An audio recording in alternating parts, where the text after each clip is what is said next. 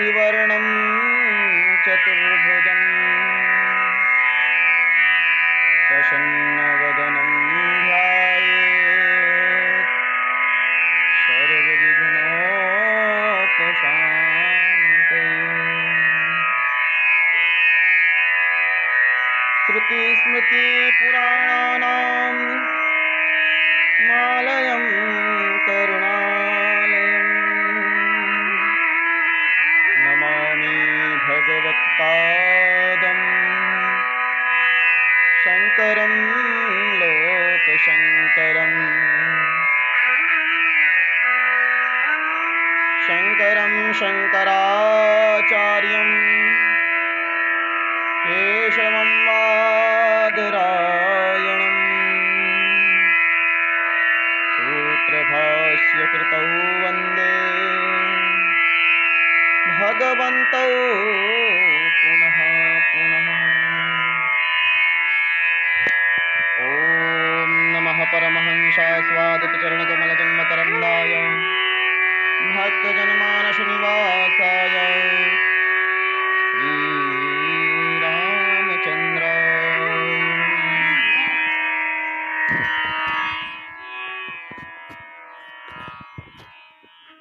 श्री विष्णु पुराण के चतुर्थांश में आज 26वें दिन हम सभी लोग दूसरे अध्याय में प्रवेश करने से पहले भगवत्पाद आदि गुरु श्री शंकराचार्य जी के बारे में, उनके द्वारा रचित निर्वाण षटकम 6 श्लोकों वाला आत्म स्तोत्र कहिए, आत्म षटकम, निर्वाण षटकम को हम लोग सुनेंगे। उसके पूर्व आइए हम सभी लोग अपने मन वाणी को पवित्र करने के लिए भगवान नाम संकीर्तन करते हैं।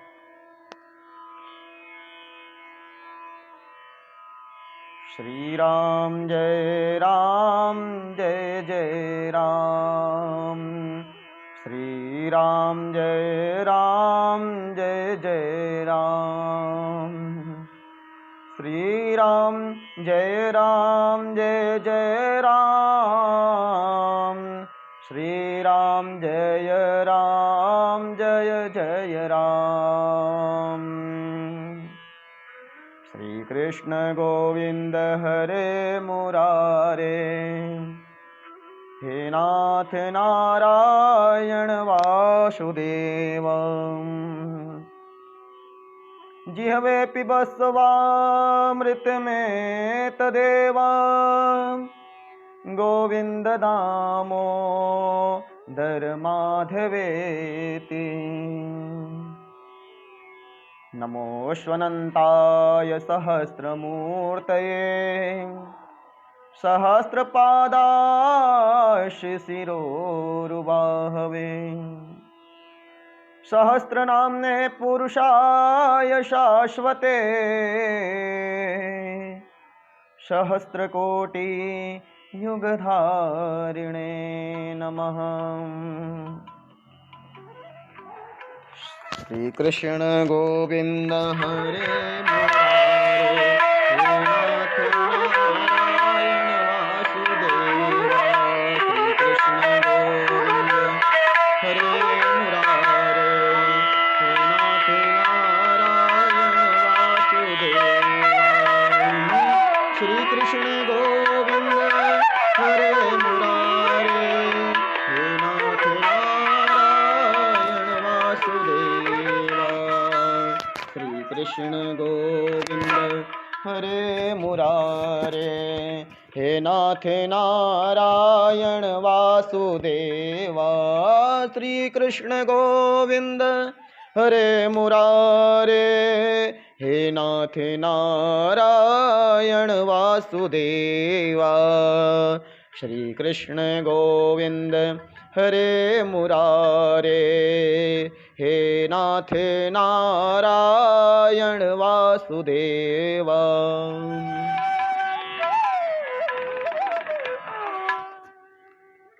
प्यारे जरा तो मन में विचारो क्या साथ लाए जो ले चलोगे, जाता सदा साथ यही पुकारो, गोविंद दामोदर माधवेति, श्री कृष्ण गोविंद हरे मुरारे, हे नाथ नारायण वासुदेवा।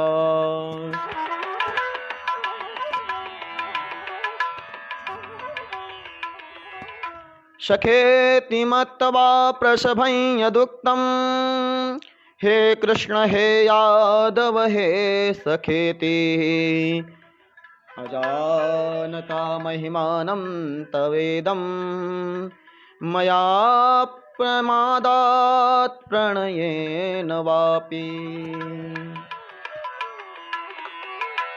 श्री कृष्ण गोविंद हरे मुरारे, हे नाथ नारायण वासुदेव, हे नाथ नारायण वासुदेव, हे नाथ नारायण वासुदेव।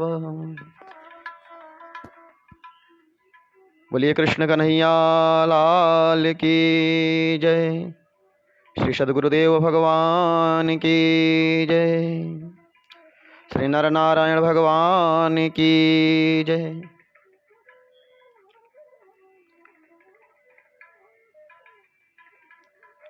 आज के सत्र में परम पूज्य जगद्गुरु श्री शंकराचार्य गुरु जी के श्री चरणों में प्रणाम करते हुए, स्वामी द्वय के श्री चरणों में प्रणाम करते हुए, माता पिता के श्री चरणों में प्रणाम करते हुए, फेसबुक के माध्यम से देख रहे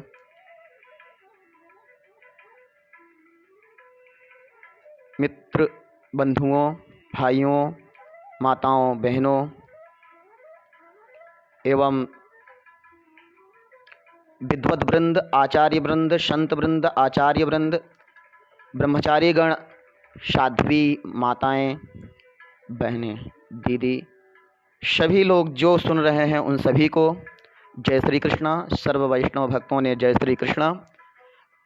हर हर महादेव। आइए आज हम सभी लोग भगवत पाद आदि गुरु शंकराचार्य जी द्वारा विरचित निर्वाण षटकम को सुनते हैं।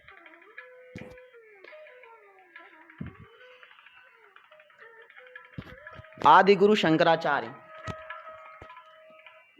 भगवान शंकर के अवतार, शंकर ही साक्षात आज से 2500 वर्ष पूर्व जब आए तो बाल्यावस्था में ही उन्होंने संन्यास ग्रहण किया।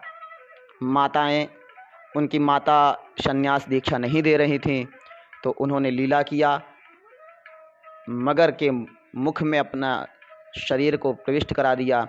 जैसे ही माँ की आज्ञा हुई वैसे ही उन्होंने यह माया रची और वह मगर ने मुख छोड़ दिया, शरीर को छोड़ दिया और वह संन्यास धारण करके अपने गुरु की तलाश की ओर निकले थे। मानसिक रूप से आज्ञा मिल गई। माँ की आज्ञा के बिना संन्यास ग्रहण नहीं लिया जा सकता है। माँ सर्वोपरि है। यदि सन्यासी वचन दिया, यदि सन्यासी है तो भी वह माँ के ऊपर नहीं। संन्यास का मतलब सर्व कुछ त्याग देना, वही आत्मज्ञान है। निर्वाण षटकम 6 श्लोकों में भगवत पाद आदि गुरु शंकराचार्य जी ने जो विषय में बताया था कि उनके गुरु द्वारा पूछे जाने पर कि तुम कौन हो,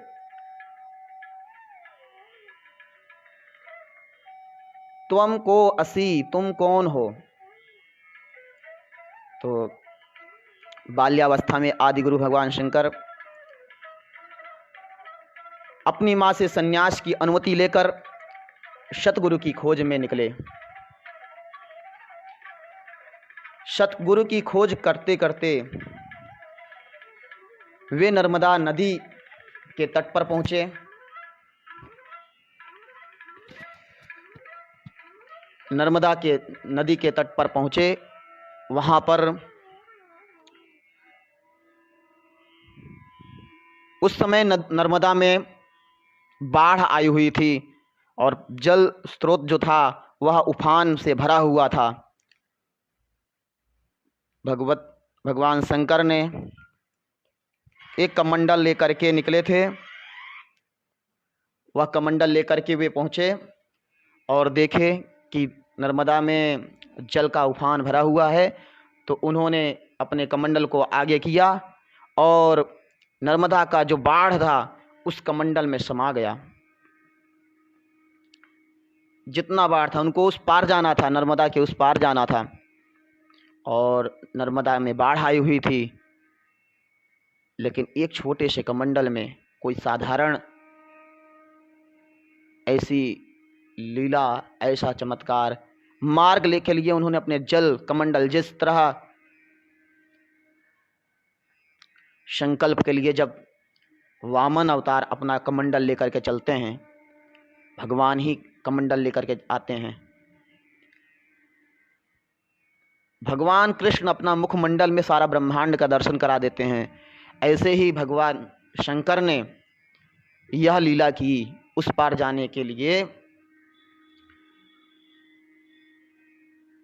नदी पार करनी थी उनको, तो बालक ने अपने कमंडल को आगे किया और आश्चर्यजनक रूप से, यह हम लोगों के सुनने में भी आश्चर्य है, लेकिन इस भगवान शंकर की लीला, सारा का सारा पानी कमंडल में समा गया और भगवान शंकर ने नदी को पार किया और पार करके उस कमंडल का जल नदी में छोड़ दिया, नर्मदा नदी में। फिर वैसे ही पानी बहने लगा।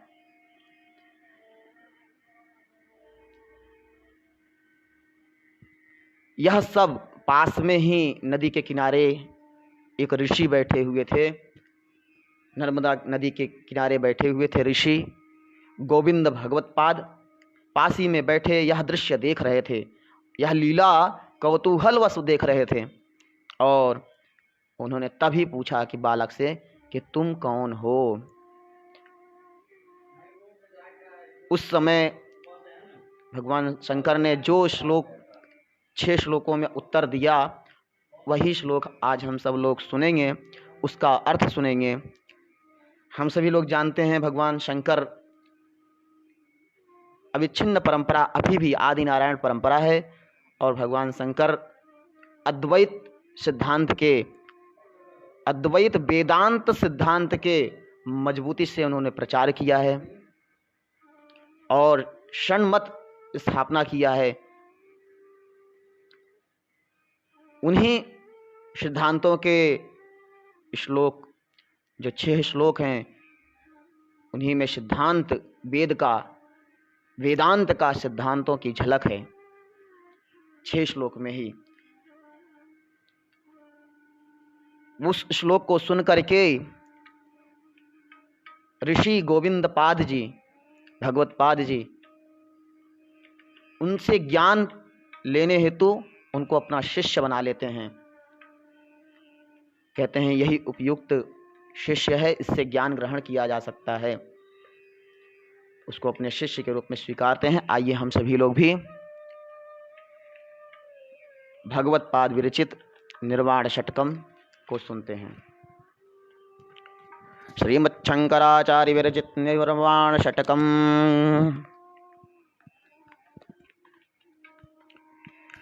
मनोबुद्ध्यहंकार चित्तानि नाहं, न च श्रोते जिह्वे न च घ्राण नेत्रे। मनोबुद्ध्यहंकार चित्तानि नाहं, न च श्रोत्र जिह्वे न च घ्राण नेत्रे। न च व्योम भूमिर्न तेजो न वायुः, चिदानंदरूपः शिवोऽहं शिवोऽहम्। भगवान शंकर उत्तर दे रहे हैं।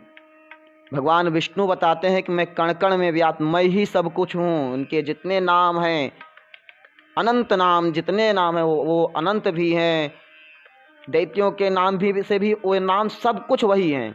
भगवान विष्णु कहते हैं कि जितना नाम है वह सब मैं हूँ। लेकिन यहाँ गुरु की तलाश में जाते हुए भगवान शंकर कह रहे हैं कि मैं मन हूँ, परंतु विष्णु भगवान कह रहे हैं मैं मन हूँ, मन का स्वामी मैं ही मन हूँ। भेद बुद्धि नहीं। अभी लास्ट में हमको पूरा सुनने के बाद क्या कहेंगे, चिदानंद रूपा, मैं तो चिदानंद, चित जो है उसका आनंद का रूप हूँ। चिदानंद रूपा शिव हूँ, कल्याण करने वाला हूँ। न तो मैं मन हूँ, मनोबुद्ध्यंकार चित्तानि नाहम। मैं न तो मन हूँ, न बुद्धि, न अहंकार, न चित्त हूँ, और ना ही कान हूँ, न जीभ, न नाक, और ना आँख ही हूँ। फिर मैं तो आकाश, भूमि, अग्नि और वायु भी नहीं हूँ। मैं तो चिदानंद हूँ, सदा मग्न रहने वाला, आनंद मग्न रहने वाला, कल्याण करने वाला चिदानंद स्वरूप हूँ। न च प्राण संज्ञो न वै पंचवायुः, न वा सप्तधातुर्न वा पंचकोशः, न वाक्पाणिपादौ न चोपस्थपायु, चिदानन्दरूपः शिवोऽहं। न तो मैं प्राण हूँ, न पंच वायु हूँ। प्राण, अपान, व्यान, उदान, शमान, ये पंच वायु हैं। पंच का वायु का स्थान है प्राणे पानम, हृदय में, उदर में, उपस्थ में। सप्त धातु नहीं हूँ और न पंचकोश हूँ। अन्नमय प्राणमय जो कोश हैं वह नहीं हूँ। मैं वाणी नहीं हूँ, मैं हाथ, पांव और निकास भी नहीं हूँ। मैं तो चिदानंद रूप शिव हूँ। बार बार यही कहते हैं। आगे कहते हैं, न मे द्वेष रागौ न मे लोभ मोहौ, मदो नैव मे नैव मात्सर्य भावः, न धर्मो न चार्थो न कामो न मोक्षः, चिदानन्दरूपः शिवोऽहं। चिदानन्दरूपः शिवोऽहं। न तो मैं द्वेष, राग द्वेष वियुक्त स्तु। राग और द्वेष भगवान श्री कृष्ण गीता में बताए कि सभी लोग जो है राग और द्वेष से ही मोहित हैं। तो कहते हैं मैं तो न राग हूँ, न द्वेष हूँ, न लोभ हूँ और न मोह हूँ। मदो नैव मे नैव मात्सर्य भावः, मैं घमंड नहीं हूँ न मात्सर्य भाव हूँ। मैं धर्म, अर्थ, काम और मोक्ष भी नहीं हूँ। मैं तो चिदानंद रूप शिव हूँ। चिदानंद रूपः शिवोऽहं। आगे बताते हैं, न पुण्यम न पापम न सौख्यम न दुःखम, न मंत्रो न तीर्थम न वेदाः न यज्ञाः, अहं भोजनं नैव भोज्यं न भोक्ता, चिदानन्दरूपः शिवोऽहं।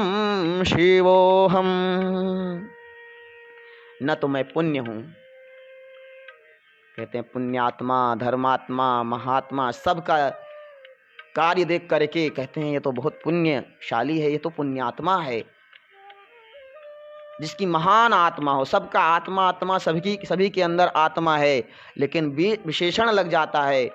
महान आत्मा जिसका होता है उसको महात्मा, जिसका पुण्य आत्मा हो पुण्य कर्म करने वाला हो वह पुण्यात्मा, जो धर्म कर्म करने वाला हो वह धर्मात्मा।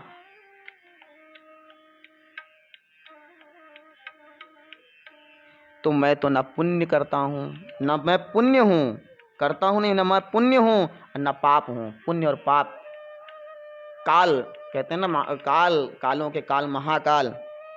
तो काल यम को भी कहते हैं काल है, और पुण्य कहते हैं। लेकिन मैं तो काल भी नहीं, मैं पाप भी नहीं हूँ, मैं पुण्य भी नहीं हूँ, मैं सुख भाव भी नहीं हूँ,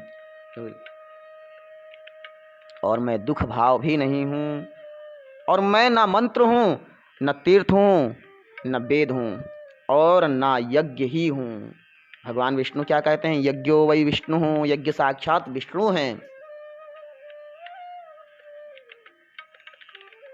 मंत्र, एक एक मंत्र का एक एक शब्द कल्याणवाचक शिव ही हैं। तन्मे मनः शिव संकल्पमस्तु। मेरा मन जो है वह शिव संकल्प वाला हो, क्योंकि मन जो है चंचलम ही मनः कृष्णः प्रमाथि बलवदृढ़म। मन जो है बहुत चंचल है, वह दृढ़ बनाने के लिए शिव के कल्याणवाचक उनकी ओर लग जाए। मैं तो वेद भी नहीं हूँ, वेद साक्षात विष्णु शिवो वेदः। वेद शिव है, शिव ही वेद हैं।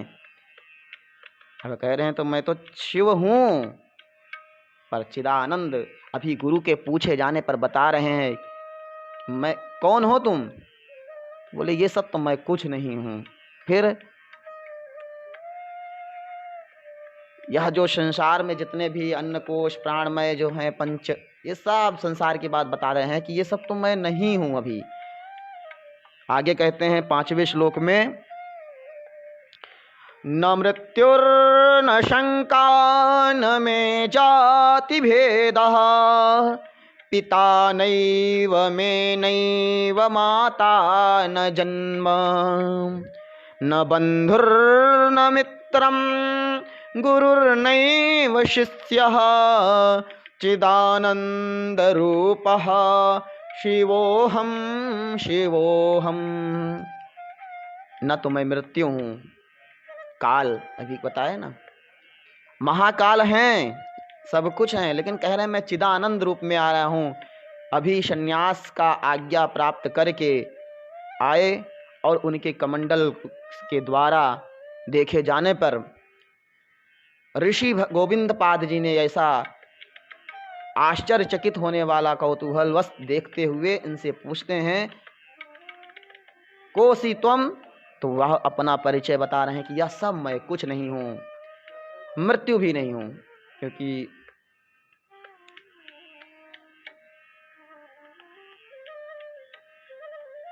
मैं ना तो मैं मृत्यु से प्रभावित हूँ, मृत्यु तो हूँ, कालों के काल तो हूँ, लेकिन प्रभावित नहीं हूँ। मरने से कोई मुझे डर नहीं है, न डर से न मैं जाति से, जाति में बांटा जा सकता हूँ,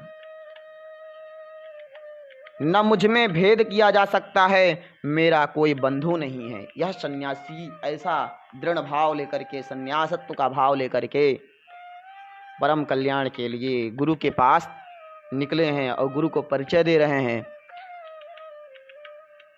न मैं मित्र, न गुरु और न शिष्य है, मेरा कोई बंधु नहीं है, मैं चिदानंद स्वरूप शिव हूँ, शिव हूँ। अंतिम श्लोक में बताते हैं कि मैं कौन हूँ। शिव हूँ, शिव बता रहे हैं, चिदानंद आनंद बता रहे हैं। चित्त जो है, चित्त आनंद चिदानंद, हमारा जो चित्त है, विवेक है, वो आनंद मग्न है, और वही आनंद ही मैं शिव, आनंद कल्याण करने वाला शिव आनंद हूँ। आगे कहते हैं 6वें श्लोक में, मैं अहम निर्विकल्पो निराकार रूपो विभुत्वाच्च सर्वत्र सर्वेन्द्रियाणां न चासंगतं नैव मुक्तिर्न मे यः चिदानन्दरूपः शिवोऽहं शिवोऽहम। मैं निर्विकल्प हूँ, जिसका कोई विकल्प नहीं, वह मैं निर्विकल्प हूँ, निराकार हूँ, मैं कोई आकार नहीं। विष्णु भगवान अपना अपना नाम बता रहे हैं आकार रूप में, सगुण साकार के रूप में उनका दर्शन करते हैं विष्णु भगवान का। पुराण में उन्हीं का वर्णन आ रहा है। परंतु शिव जो हैं वह निराकार हैं, और वह निराकार दंड ग्रहण करने के बाद नारायण स्वरूप हो गए। और यह शरीर में ऐसा ज्ञान हो जाने के बाद ही संन्यास ग्रहण की ओर लोग जाते हैं। संन्यास ग्रहण करना ज्ञान हो जाना। यह शरीर क्या है, शरीर मर रहा है, जी रहा है, सब ऐसा वह जीव संसार में रहते हुए उसका दंड ही सर्वस्व है। जो भी उसका प्राण अपान, वो जड़ दंड जो है वो जड़ है। परंतु वह श्री राम मैं सब जग जानी, सभी को श्री राम मैं जानता है, राम मैं सब भगवान हैं। और उसका जो स्वरूप है वह किसी अपने गुरु और माता के अलावा कहीं नहीं झुकता, क्योंकि वह दंड की तरह रहता है, एकदम खड़ा रहता है। उसको सारा संसार अनंता है, क्योंकि वह निराकार स्वरूप है। आकार के रूप में आकर के उसका जो यह ज्ञान है, उस ज्ञान के, यह ज्ञान वेदांत का ज्ञान एक एक शब्दों के ऊपर बताए ना, ये सिद्धांत है। एक एक शब्द, मन क्या है, बुद्धि क्या है, अहंकार क्या है, अन्नमय प्राणमय कोश, ये सब वेदांत के सिद्धांत हैं। और उन्हीं को वह उस रूप में प्रकट करता है। न मैं निर्विकल्प निराकार रूप स्वचालित सर्वत्र एवं सभी, मैं निर्विकल्प निराकार रूप स्वचालित सर्वत्र एवं सभी इंद्रियों में विद्यमान हूँ। और ना मैं किसी से बंधा हूँ और ना मुक्त हूँ, मैं तो चिदानंद रूप शिव स्वरूप हूँ, शिव हूँ। यह 6 श्लोक यथावत हम लोगों ने इसका श्लोक और उसका हिंदी अनुवाद समझा। यह सिद्धांत बहुत गूढ़ है, शंकराचार्य ही समझा सकते हैं, और शंकराचार्य जिसने दंड ग्रहण किया है इस सिद्धांत को बता सकता है।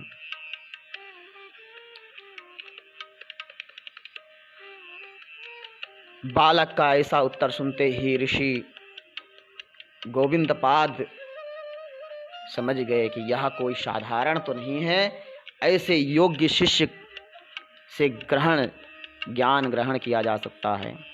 उनको अपना शिष्य के रूप में स्वीकार कर लेते हैं। भगवत पाद ऋषि गोविंदाचार्य उनके गुरु हैं। वे भी भगवान विष्णु ही हैं, और आकर के अपने कहते हैं ना, शिव के गुरु कौन है, शिव के आराध्य कौन है, राम ही तो हैं, विष्णु ही तो हैं, और विष्णु के आराध्य यह शिव हैं। तो एक दूसरे के गुरु और भगवान आते हैं, तो गुरु भी भगवान ही हैं। गुरुर्ब्रह्मा गुरुर्विष्णु गुरुर्देवो महेश्वरः गुरुर्साक्षात् परब्रह्म तस्मै श्री गुरुवे नमः। गुरु ब्रह्मा विष्णु महेश तीनों रूप में, निर्गुण निराकार के रूप में यहाँ आत्म षटकम, इस निर्वाण षटकम का एक नाम आत्म षटकम भी है, आत्म तत्व को जानने वाला।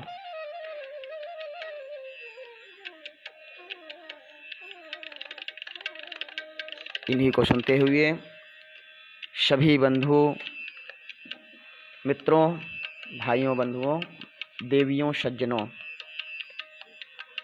श्री विष्णु पुराण का यह क्रम आज 26वां दिन, और हम सब लोग कल वैवस्वत मनु के चरित्र का श्रवण किया। आज हम लोग इक्ष्वाकु के वंश का वर्णन सुनेंगे और सौभरी चरित्र सुनेंगे। फिर पुनः एक बार कहेंगे कि जो भी पुराण पढ़ने वाला भगवान का भक्त ही है। पुराण को सुनने वाला भगवान का भक्त ही है। और इसको सुनने में जो सुनता है, जो सुना रहा है, जो कह रहा है, इसमें रुचि रखने वाला कोई जन्म जन्मांतर के पुण्य होते हैं तभी इसमें प्रवेश मिलता है। नहीं तो देखते हैं जन्म हुआ, खेतीबाड़ी में ही जीवन चला जाता है, नौकरी चाकरी में ही जीवन चला जाता है। उस बीच शायद ही अपने परिवार के बीच बैठ करके भगवान नाम संकीर्तन कर पाए। जो कर पाते हैं वे सब भगवान की कृपा से, कई जन्मों की कृपा से ही आया जन्म मिला है, तो इस जन्म को वे स्वीकार करते हैं और उनके ही कृपा से ही यह सुनते हैं, बोलते हैं। तो जैसे भागवत, श्रीमद् भागवत का सार जो है,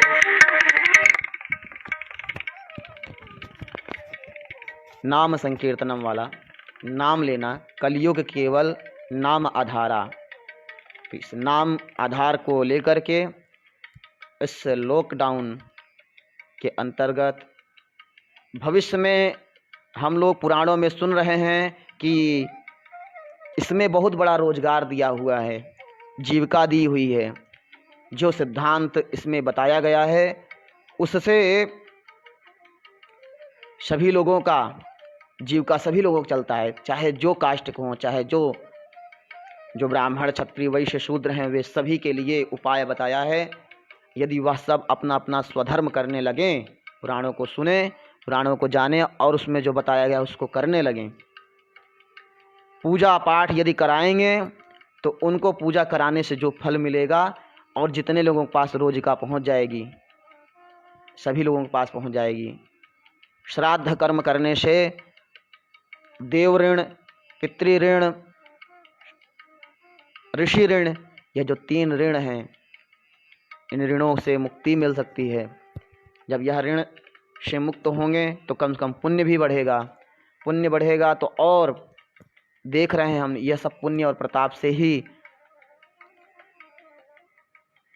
कर्म के द्वारा बदला जा सकता है। कहते हैं कर्म प्रधान है, परंतु जो प्रारब्ध है, वह कर्म जो करने को मिलता है वह भी तो प्रारब्ध से ही तो प्राप्त होता है। द्वारिका धाम दर्शन करने जाना हो, मीठापुर में कोई बैठा हो, सोचता ही रह जाता है, आपने तो दर्शन करवा जाइए, पण क्या रे समय पण नहीं मर से, सोचता विचारता विचारता समय जतो रहे से। अने दूर बैठा हुआ काशी का भक्त, भगवान महादेव का भक्त द्वारिका धाम में दर्शन कर जाता है और मीठापुर में बैठा हुआ वह जीव सोचता विचारता ही रह जाता है। इसी तरह चारों धाम में, हरिद्वार में, कहीं भी यह यही तो कहते हैं कि प्रारब्ध और कर्म, कर्म करेगा, सोच लेगा, विचार लेगा, करना कुछ भी करना चाहे कर सकता है। तो हम सभी लोग भगवान नाम का आधार लेकर के कर्म प्रधान के साथ साथ यह कलयुग का प्रधान जो है भगवान नाम ही लेना है। भागवत के माध्यम से, कथा के माध्यम से, घर बैठे सोते जागते जब समय मिले तब जितना नाम लेंगे उतना कम है, और नाम लेने का जो फल मिलेगा, जो प्रताप दिखेगा, वह अद्वितीय होगा, उसके जैसा कोई नहीं होगा। और नाम के प्रताप से तो देखो आज नारद जी यत्र तत्र सर्वत्र विचरण करते हैं, मानस पुत्र हैं, ब्रह्मा जी के पुत्र हैं। तो ब्रह्मा जी के पुत्र बनने के लिए उन्होंने गुरु का शरण किया, गुरु की सेवा की। तो भगवान शंकर अपने गुरु के पास जा रहे हैं और यह ज्ञान गुरु बनाने के बाद ही नाम ले तो रहे हैं, भज गोविंदम भज गोविंदम, उपदेश भी किए गोविंद को भजो। और नाम के महिमा जितना बताया जाए तो बार बार यही आता है, अजामिल उपाख्यान, नारायण कहने से हरि के दूत आ गए। कितना अद्भुत यह दृश्य है। इसलिए भगवान नाम लेते हुए सुनना है वंशों के, राजाओं के वंशों का वर्णन। और यह सब परंपरा जो है यह भगवान नारायण की ही परंपरा है। नारायण से ब्रह्मा जी, ब्रह्मा जी से जो मनु हुए, उन मनु से जितने राजा हुए। कल हम सभी लोगों ने रेवती का विवाह बलदेव जी से हुआ, यहाँ तक वर्णन सुन लिए कि द्वापर में युग युगांतर बीत जाता है, ऐसे ही समय आएगा कलयुग में। और गांधर्व के पास लोग अपना समय व्यतीत कर रहे हैं, धर्मात्मा पुण्यात्मा, और वो भी आएंगे। आइए तो हम तब तक उनके वंशों का वर्णन सुन करके, मैत्रेय जी भी के वंश हैं और श्री पराशर जी के भी वंश हैं, उनके वंशों का वर्णन सुन करके हम लोग जो पाप हैं उनको नष्ट करते हैं। और भगवान नाम लेने से पाप तो जाएगा ही जाएगा, पुण्य भी बढ़ेगा। लेकिन पुण्य और पाप दोनों भगवान को अर्पण करके हम लोग निवृत्त हो जाते हैं।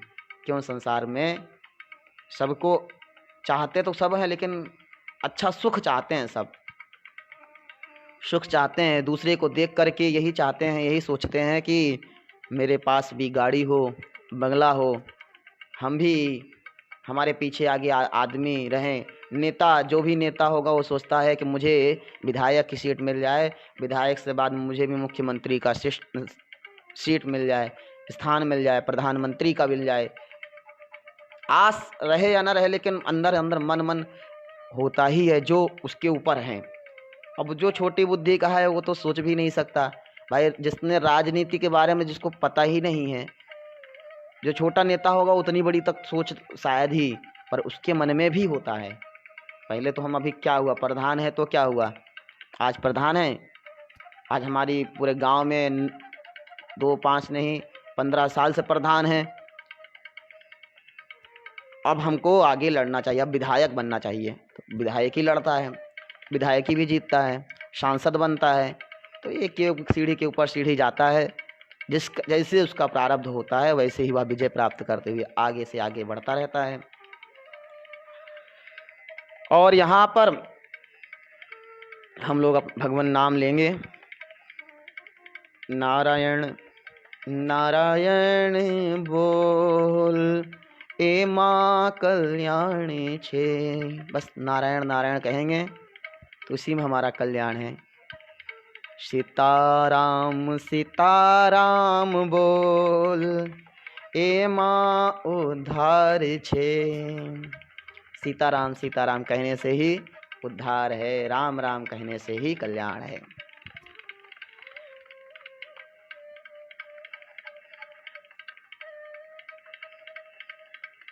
छंदोबद्ध हम सभी लोगों ने निर्वाण षटकम पद्य को सुना।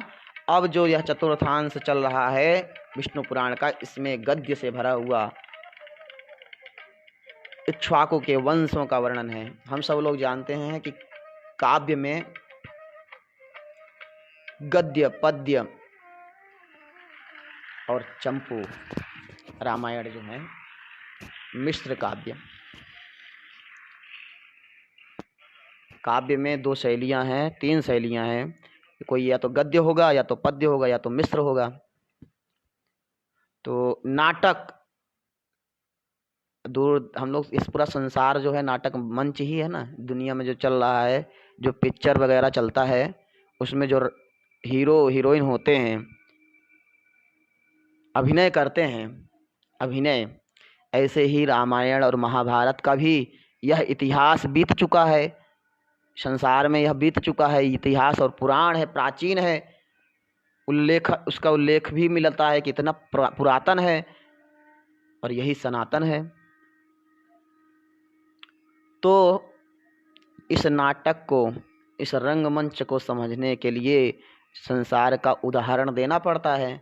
और उदाहरण किसका दिया जाता है, तो माननीय मोदी जी का उदाहरण देंगे, क्योंकि भाई फला व्यक्ति का कह देंगे कौन जानता है।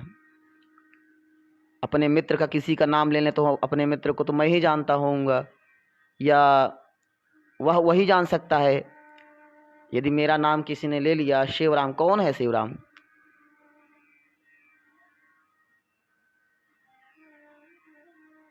इसलिए उदाहरण दिया जाता है तो परंपरा का। वर्तमानधारी सत्ताधिकारी गलत करते हैं, उनके नीतियों का, गलत और सही के नीतियों का लोग उदाहरण दे करके इतिहास का उदाहरण लेते हैं। इतिहास में रचा जा रहा है, जो कुछ हो रहा है उस पर विचार करने के योग्य है कि अभी भी जो कुछ हो रहा है कितना सही है कितना गलत है। सभी लोग, बुद्धिमान लोग तो समझ रहे हैं कि कहाँ गलत है कहाँ सही हो सकता है, बोल नहीं पाते। बोल करके गलत होना कौन चाहता है, झंझट में कौन पड़ना चाहता है। कथा भागवत कहते हैं, कथा ही कहें जिससे कल्याण हो। परंतु यह उदाहरण होता है, यह बहुत बड़ा उदाहरण है। आज यह कोरोना आ गया है, क्यों आया है इसको बहुत सोचना पड़ेगा, क्योंकि प्रकृति के साथ अन्याय हो रहा था, जीवों की हत्या हो रही थी, अत्याचार, जीवों की हत्या देख लिया जाए। जो अधार्मिक लोग हैं, नास्तिक हैं, जो विज्ञान को ही मानते हैं लेकिन ज्ञान को नहीं मानते। भारत में धर्म जो है ज्ञान स्वरूप है।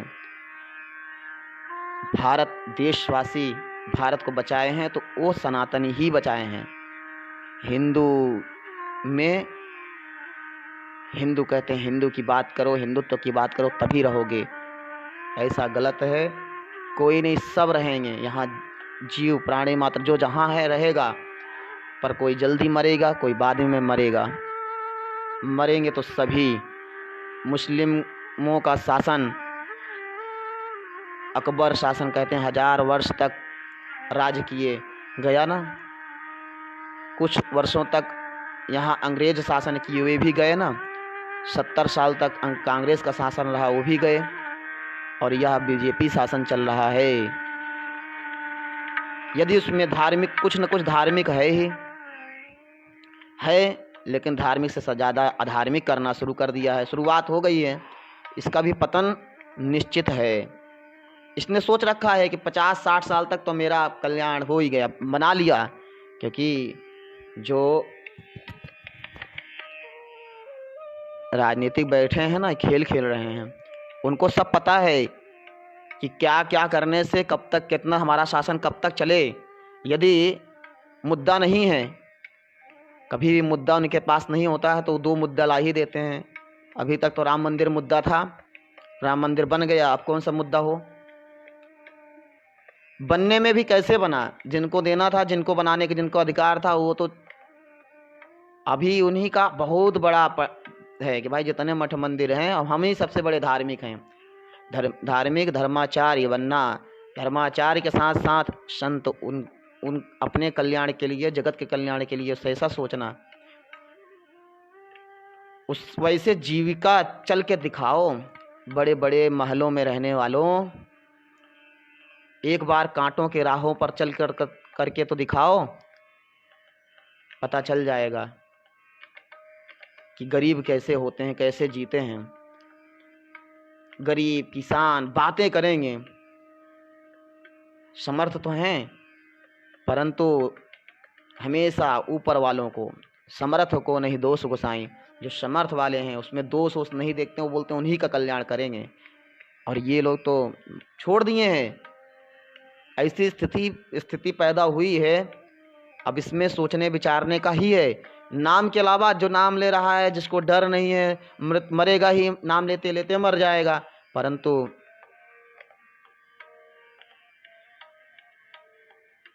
जिनके वजह से, जिनका जो नौकरियां करते थे, जिनका व्यापार चौपट हो रहा है, वह या चौपट हो गया है, वो लोग सोचेंगे ही। अभी बहुत सारे व्यापारी थे, धार्मिक में भी बहुत व्यापारी थे, अब वो भी सोचेंगे ही। लेकिन कैसे व्यापारी, कई लोगों की जीविका तो हर तरह चला ही रहे थे। अब जब खुद का नहीं खाना, खुद का पेट नहीं भर रहा है तो दूसरे का पेट कैसे भरे। यह सब चालू भी होगा, धीरे धीरे चालू होगा, धीरे धीरे फिर वैसे होगा। लेकिन धर्म को सोचते हैं पहले, सबसे पहले धार्मिक को ही मारा जाए, धर्म की रास्ता बंद किया जाए। लेकिन धर्म की रास्ता बंद करने के लिए आप सभी देख रहे होंगे सुन रहे होंगे कि इतने हजारों वर्षों जो परंपरा चली आई, 2500 वर्ष जब भगवत्पाद शंकर ने स्थापना कर दिया, जो पुराणों में उल्लेखित है 4 धाम, उनकी पूजा हो रही थी। अब जाकर के 2500 वर्ष में यह नियम बदला गया इस शासन काल में। और बहुत सारे प्रश्न खड़े करते हैं, जिनकी पूजा का अधिकार वहाँ पर जो जानने को मिलेगा। धीरे धीरे इतिहास तो लिखा ही जा रहा है, वह लिखने को सुनने के बाद इधर की उधर की बात हम नहीं करेंगे। अब बहुत जितना कहेंगे उतना कम है। हम लोग आइए सही जो हैं, जो राजा धार्मिक थे उनका वर्णन करते हैं। अधार्मिकों का वर्णन सुनने में भी हमको दोष लग जाएगा। इनका फल तो इनको मिलेगा ही, बहुत दिन चलने वाले नहीं हैं। गलत कह करके गलत का अंत होता है, सत्य की जीत होता है। सत्य को परेशान किया जा सकता है, करते हैं, कष्ट सहता है, परंतु सत्य हमेशा बना रहता है। सत्य की ही विजय होती है ना, सत्यमेव जयते। आइए हम सब लोग जो पुराणों में हैं, जो सही राजा हुए हैं उनका वर्णन सुनते हैं, और जो अधार्मिकों का नाश किए हैं उनका वर्णन सुनते हैं। बीच में आवश्यकता पड़ेगी तो ऐसे लोगों का उदाहरण दे देंगे। अब इन्हीं का कथा हम नहीं बोलेंगे। श्री पराशर जी मैत्रेय जी को सुना रहे हैं इक्ष्वाकु के वंश का वर्णन और सौभरी चरित्र 2 अध्याय में 4th अंश के। श्री पराशरुवाच यावच्च ब्रह्मलोकात् स ककुद्मी रैवतो नाभ्येति तावत् पुण्यजन संज्ञा राजसा तामस्य पुरीं कुशस्थलीं निजग्नुः। श्री पराशर जी बोले, क्या बोले? जिस समय रैवत की बताए विवस्वान है, और रैवत की शादी, रेवती की शादी करा दिए, ले जाकर के ब्रह्मा जी के पास। कल आप सभी लोगों ने सुना, बताया कि आप यहाँ पर हा हा हु गंधर्व के आप लीला देखते रहे, तो कई युग बीत गए। जिन लोगों के युग के लिए, वर के लिए जिनको चुन के रखा था, इनके साथ शादी कराएं, किससे हमसे पूछने आए थे कौन से योग्य हैं, उनके लिए तो वे लोग का तो समय पूरा हो गया, वे लोग तो चले गए। और अभी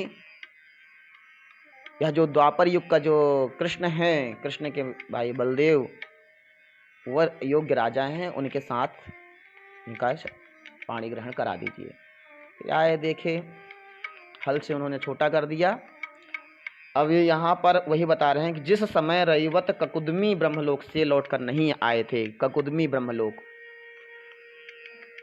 गांधर्व लीला देख रहे थे ना, रैवत की पुत्री रेवती को लेकर के, तो वहाँ पर वो युग बीत गया कई, और उनको लग रहा था अभी कुछ ही क्षण, यानी गांधर्व लीला में मग्न थे। तो ऐसे आज भी लोग, यह जो कला है, लोगों के अंदर कला बैठी है टिकटॉक वाली, तो उसी में मग्न रहते हैं, दिन भर समय उसमें लोगों को निकल जा रहा है। अभी मठ मंदिर को में प्रतिबंध लगा करके मदिरा खोला गया है। अब मदिरा पी करके जो झूमते हैं लोग, उन्हीं की लीला देखने में बहुत से लोगों को देखने में समय जाएगा, और बहुत से लोगों को उसको पीने में समय जाएगा। बर्बाद तो हो ही रहे हैं, दूसरे को भी बर्बाद करेंगे, उनके परिवार वाले कितने दुखी होंगे। पूज्यपाद गुरुदेव भगवान नशा मुक्ति का अभियान चला करके न जाने कितने लोगों को नशा से मुक्ति दिला रहे हैं, और यहाँ पर सरकार उसी के विपरीत, उससे उनको टैक्स मिलने वाला है। देख रहे हैं एक दिन में 50-50 हज़ार का लोग पी रहे हैं। भाई हमारा कौन सा पी रहे हैं? अपने घर का पी रहे हैं, उनके पास है पैसा, पिए, हमें तो कोई इस पर आपत्ति नहीं है, परंतु उसको पी करके दूसरे को गाली देंगे, समाज को बिगाड़ेंगे, तो वे लोग तो समाज के भी दोषी हैं और देश के लिए हानिकारक हैं। कहते हैं ना, देश के लिए खड़े होना, देश की बात करना, धर्म की बात करना, तो धर्म से ही देश बचता है। जो धार्मिक नहीं है उसको इस देश से उस देश से कोई बात करेगा, बस बात करने से थोड़ी होता है। सनातन सनातन कहने से सनातन धर्म की जय हो जाएगा? सनातन जैसे पद्धति से जी करके जीने वाला वह सनातनी है। जो सनातनी है वह सनातन परंपरा से भगवान का दर्शन करता है, भगवान को मानता है, वेद को मानता है, वेद जैसे कहते हैं वैसे जीने का प्रयास करता है। शादी विवाह में सब जगह अपनी परंपरा को नहीं भूलता। वह परंपरा वेद पुराण की ही परंपरा होती है। आज की परंपरा जीने वाला वह सनातनी कैसे हो सकता है? पैंट पहनने लगे यदि समय के अनुकूल को देखते हुए, पैंट भी पहनने वाला जो ईसाईयत धर्म है, यानी वेशभूषा का महत्व जो बताते हैं गुरुदेव, खान पान वेशभूषा सनातनी यही तो है। कहीं भी उठ के बैठे राक्षसों वाला कुत्ता भोजन, खड़े खड़े खाना होने लगा था। प्रकृति के साथ कितना अन्याय, कितना कहें। उनके 100 भाई पुण्यजन राक्षसों से भय से 10 दिशाओं में भाग गए। इक्ष्वाकु जो ककुदमी ब्रह्मलोक से लौटकर नहीं आए थे, उसी समय पुण्यजन नामक राक्षसों ने उनकी पूरी कुशस्थली का ध्वंस कर दिया। जो छोड़ के गए थे उस पूरी जो निर्माण किए थे, तो राक्षसों ने नष्ट कर दिया और उनके भाई पुण्यजन राक्षसों के भय से भाग गए, 10 दिशाओं में भाग गए, इधर उधर चले गए। उन्हीं के वंश में उत्पन्न हुए क्षत्रियगण समस्त दिशाओं में फैले। धृष्ट के वंश में धार्ष्टक नामक क्षत्रिय हुए। धृष्ट के वंश में नाभाग नामक पुत्र हुआ। नाभाग के अम्बरीश और अम्बरीश का पुत्र विरूप हुआ। इक्ष्वाकु के वंश का वर्णन चालू है। विरूप हुआ, विरूप से पृषदश्व का जन्म हुआ तथा उससे रथीतर हुआ।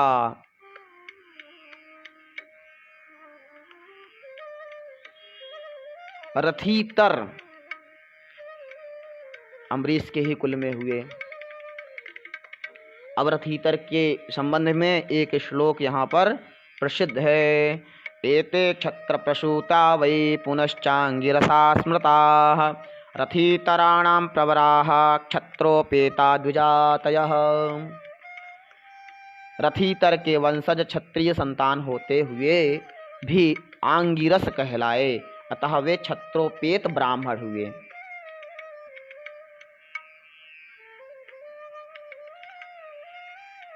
छींकने के समय मनु की घ्राणेन्द्रिय से इक्ष्वाकु का नामक पुत्र का जन्म हुआ। छींकने के समय मनु के घ्राण इंद्रिय नासिका से इक्ष्वाकु नामक पुत्र हुआ। पुराणों में जो वर्णित है उस पर कपोल कल्पित नहीं कह सकते, क्योंकि वेद के जो देवता हैं,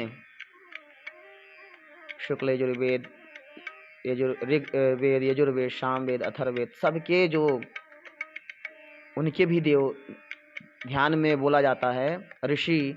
वह ऋषि कैसे स्वरूप में है, श्लोक में आता है ना, जैसे शुक्ल यजुर्वेद में आया है, अजास्यः अस्य अजास्यः पीतवर्णः, पीला वर्ण, रंग पीला, स्यात् यजुर्वेदोच्च सूत्रधृक्, वामे कुलिशपाणिस्तु भूतिदो मंगलप्रदः। बकरी के रूप में जो हैं सूत्र लिए हुए हैं, वेद का सूत्र पीले वर्ण के हैं, मंगल करने वाले, उनका ध्यान है। ऐसे ही नीलोत्पल दलाभा सहस्राम वेदो हयाननः, हयानन घोड़े का जिनका मुख है, आनन मुख, हय जिनका घोड़े का मुख है, वे सामवेद। और सामवेद में 1000 शाखाएं। यहाँ पर छींकने से मनु के घ्राणेन्द्रिय से इक्ष्वाकु का जन्म हुआ। उनसे उनके 100 पुत्रों में से विकुति, निमि और दंड नामक 3 पुत्र प्रधान हुए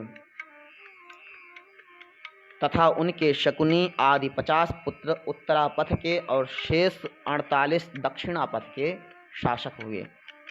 इक्ष्वाकु ने अष्ट का श्राद्ध का आरंभ कर अपने पुत्र विकुति को आज्ञा दी कि श्राद्ध के योग्य मांस लाओ। मांसम नयति, उसने बहुत अच्छा कहा, उनकी आज्ञा को शिरोधार्य किया और धनुष बाण लेकर वन में अनेकों मृगों का वध किया, किंतु अति थका माना और अत्यंत भूखा होने के कारण विकुक्षी ने उनमें से एक खरगोश खा लिया और बचा हुआ मांस लाकर अपने पिता को निवेदन किया। राम राम। उस मांस का प्रोक्षण करने के लिए प्रार्थना किए जाने पर इक्ष्वाकु के कुल पुरोहित वशिष्ठ जी ने कहा, इस अपवित्र मांस की क्या आवश्यकता। देखिए, पहले बता दिए हैं कि 100 पुत्र हुए और वह 100 पुत्र में प्रधान पुत्र जो हुए उनके नाम गिना दिए कि इक्ष्वाकु के 100 पुत्रों में से विकुक्षी, निमि और दंड। ये विकुक्षी जो नाम है ना, इसी से ही अलग अलग श्राद्ध में अलग अलग विधि बन गया, इन्हीं से ही, और आगे भी बनेगा। ये प्रधान है, इसलिए मांस की बात भी यहाँ हो रही है। और वहाँ खा लिया, हारा थका हारा, भूख लगा उसको जंगल में, उसने खा करके उच्छिष्ट दे दिया, निवेदन किया। तो जो उसके पुरोहित थे, इक्ष्वाकु के जो पुरोहित थे, उन्होंने कहा, इस अपवित्र मांस से क्या आवश्यकता है। तुम्हारे दुरात्मा पुत्र ने इसे भ्रष्ट कर दिया, क्योंकि इसने इसमें से एक शशक खा लिया। गुरु के ऐसा कहने पर तभी से विकुक्षी का नाम शशाद पड़ा। देखो, हमने बताया ना, विकुक्षी नाम ऐसा है, नाम जैसा है वैसे कर्म था, यथा नाम तथा गुण। ये बहुत विशेष बात है। पुराणों के अंतर्गत जो नाम, शास्त्रों के जो नाम है, उनमें बहुत बड़ा रहस्य छिपा होता है। वैसे ही उनके गुण हैं, वैसे ही अनुबंध चतुष्टय, उसको जानने के लिए उसमें रुचि होना, नाम देख करके रुचि होना। यदि नाम को जान लिया कि इसमें क्या है, अमर कोश, अमर सिंह का अमर कोश नाम का सुना होगा ग्रंथ आप लोगों ने। तो अमर कोश, कोश मतलब जो शब्दों का भंडार है, घर है। ऐसे अमर सिंह के ने अपने नाम से क्या ऐसे शब्द चुने जो अमृत मतलब अद्वितीय हैं, लिखे हुए हैं बहुत 3 कांडों में। ऐसे ऐसे शब्द, एक शब्द के अनेक नाम, विष्णु नारायण कृष्णो वैकुंठो विष्टरस्त्रभ लक्ष्मी पद्मालया पद्मा, एक नाम के अनेक नाम, पर्यायवाची शब्द मिल जाते हैं। तो उस विकुक्षी का नाम शशाद पड़ गया और पिता ने उसको त्याग दिया। पिता के मरने के बाद उसने इस पृथ्वी का शासन किया। धर्मानुसार उस शशाद के पुरंजय नामक पुत्र हुआ। अब पिता ने अलग कर दिया और वह अलग होकर के धर्मानुसार शासन करने लगा। पुरंजय का भी एक दूसरा नाम पड़ा। पूर्व काल में त्रेता युग में एक बार अति भीषण देवासुर संग्राम हुआ। यह सभी लोग जानते हैं, देवासुर संग्राम, देव और असुरों का संग्राम हुआ है। सभी पुराणों में प्रायः यह उल्लेख तो मिलता ही है और सभी के कानों में यह सभी लोगों ने सुना ही होगा, देवासुर संग्राम, जिसमें से 14 रत्न निकलता है।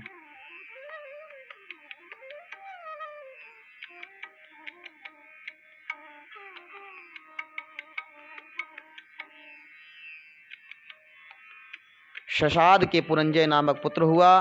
पूर्व काल में त्रेता युग में एक बार अति भीषण देवासुर संग्राम हुआ। उसमें महाबलवान दैत्यगण से पराजित हुए देवताओं ने भगवान विष्णु की आराधना की। तब आदि अंत शून्य अशेष जगत प्रतिपालक श्री नारायण ने देवताओं से प्रसन्न होकर कहा, क्या कहा? आप लोगों का जो कुछ अभीष्ट है वह मैंने जान लिया है, उसके विषय में यह बात सुनिए। राजर्षि शशाद का जो पुरंजय नामक पुत्र है, उस क्षत्रिय श्रेष्ठ के शरीर में मैं अंश मात्र से स्वयं अवतीर्ण होकर उन संपूर्ण दैत्यों का नाश करूंगा। अतः तुम लोग पुरंजय को दैत्यों के वध के लिए तैयार करो। एतच्च श्रुत्वा प्रणम्य भगवन्तं विष्णुमब्राह पुरंजय शकासमा जगमोर रुचुश्चैनम। यह सुनकर देवताओं ने विष्णु भगवान को प्रणाम किया और पुरंजय के पास आकर उसने कहा, भो भो क्षत्रियवर्यास्मार भीरभ्यर्थितेन भवतास्माकमराधिवद्योततानां कर्तव्यं साहाय्यमिच्छामस्तद्भवता अस्माकमभ्यागतानां प्रणयभंगो न कार्यम इत्युक्तः पुरंजयः प्राह। हे क्षत्रिय श्रेष्ठ, आप लोग चाहते हैं कि अपने शत्रुओं के वध में प्रवृत्त हम लोगों की आप सहायता करें, यह अभ्यागत जनों का आप मानभंग ना करें। यह सुनकर पुरंजय ने कहा, ये जो त्रैलोक्यनाथ शतक्रतु आप लोगों के इंद्र हैं, यदि मैं इनके कंधे पर चढ़कर आपके शत्रुओं से युद्ध कर सकूं तो आप लोगों का सहायक हो सकता हूं। इत्याकर्ण च समस्त देवैरेन्द्रेण च बाढ़मित्येवं समन्वीतसितम्। यह सुनकर समस्त देवगण और इंद्र ने बहुत अच्छा ऐसा कहकर उनका कथन स्वीकार कर लिया। ततश्च शतक्रतो वृषरूपधारिणः ककुदि स्थितोऽति रोषसमन्वितो भगवतश्चराचर गुरोरच्युतस्य तेजसाप्यायितो देवासुर संग्रामे समस्तान् नेवासुरान् निजघान।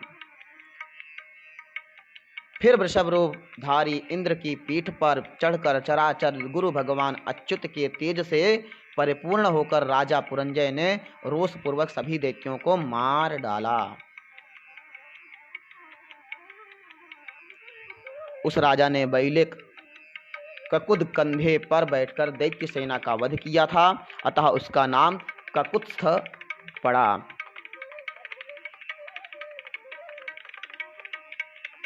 ककुत्स्थ के अनेना नामक पुत्र हुआ। अनेना के पृथु और पृथु के विष्टराश्व। पृथु के वर्णन हम लोगों ने सुना, न जाने कितने नाम आए हैं, एक ही नाम से अनेक बार नाम आए हैं। उनके चांद्र युनाश्व तथा उसे चांद्र युनाश्व के शाश्वत नामक पुत्र हुआ, जिसने सावस्ती पुरी बसाई थी। शावस्त के बृहदश्व तथा बृहदश्व के कुवलयाश्व का जन्म हुआ, जिसने वैष्णव तेज से पूर्णता लाभ कर अपने 21 सहस्त्र पुत्रों के साथ मिलकर महर्षि उदक के अपकारी धुंधु नामक दैत्य को मारा था, अतः उनका नाम धुंधुमार हुआ। तस्य च तनया समस्ता एव धुंधु मुख निश्वासाग्निना विप्लुष्टा विनेशुः। उनके सभी पुत्र धुंधु के मुख से निकले हुए निश्वास अग्नि में जलकर मर गए। उनमें से केवल दृढ़ाश्व, चंद्राश्व और कपिलाश्व ये 3 ही बचे। दृढ़ाश्व हर्यश्व, हर्यश्व से निकुंभ, निकुंभ से अमिताश्व, अमिताश्व से कृशाश्व, कृशाश्व से प्रसेनजित और प्रसेनजित से युवनाश्व का जन्म हुआ। युवनाश्व निसंतान होने के कारण खिन्न चित्त से मुनीश्वरों के आश्रम में रहा करता था। उसके दुख से द्रवीभूत होकर दयालु मुनिजनों ने उसके पुत्र उत्पन्न होने के लिए यज्ञानुष्ठान किया। आधी रात के समय उस यज्ञ के समाप्त होने पर मुनिजन मंत्रपूत जल का कलश भेदी में रखकर सो गए।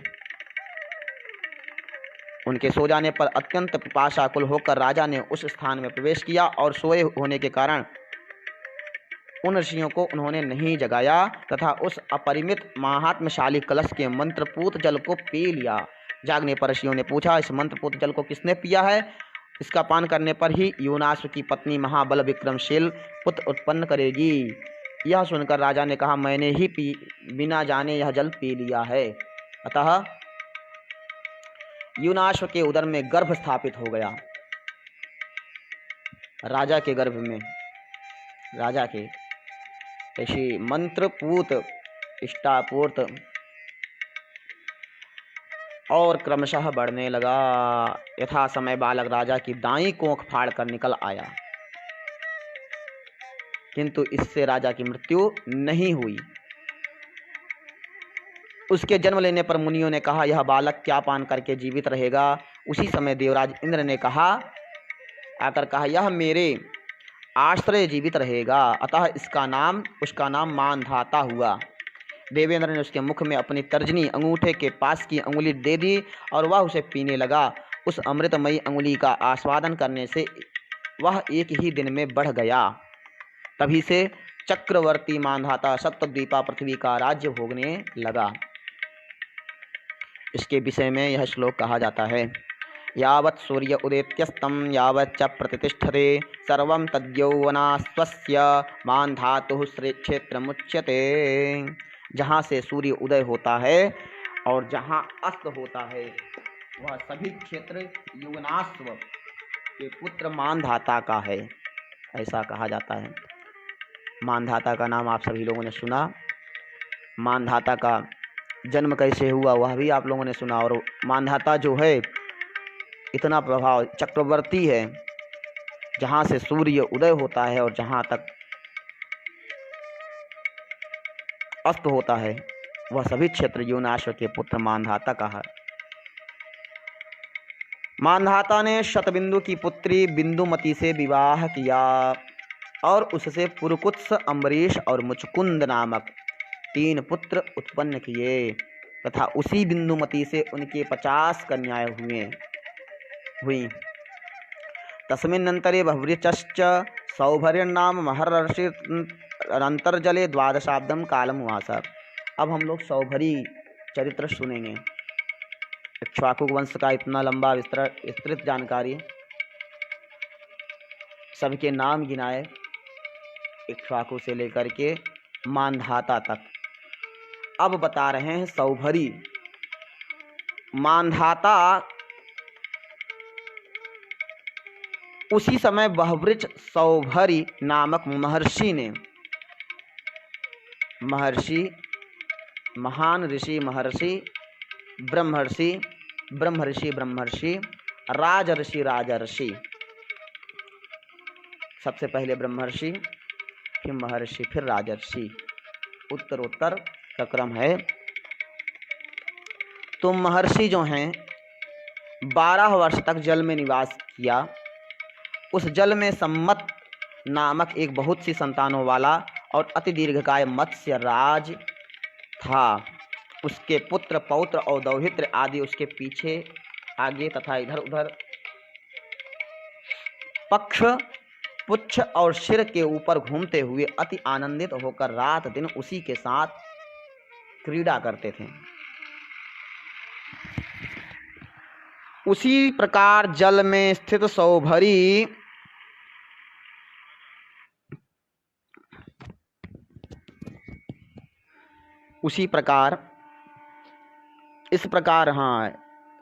जल में स्थित सौभरी ऋषि ने एकाग्रता रूप से समाधि को छोड़कर रात दिन उस मत्स्यराज की अपने पुत्र, पौत्र और दौहित्र आदि के साथ अति रमणीय क्रीड़ाओं को देखकर विचार किया।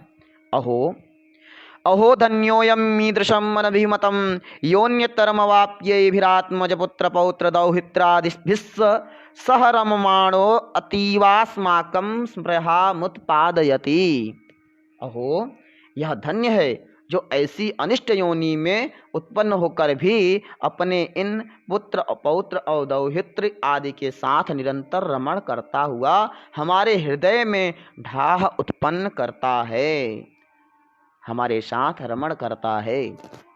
महर्षि वह विचार करने लगे। सबका परिवार होता है, जीव जंतुओं का भी होता है। जल में रहने वाले इतना बड़ा परिवार, देखिए सबका नाम बता रहे हैं, पुत्र, पौत्र और दौहित्र।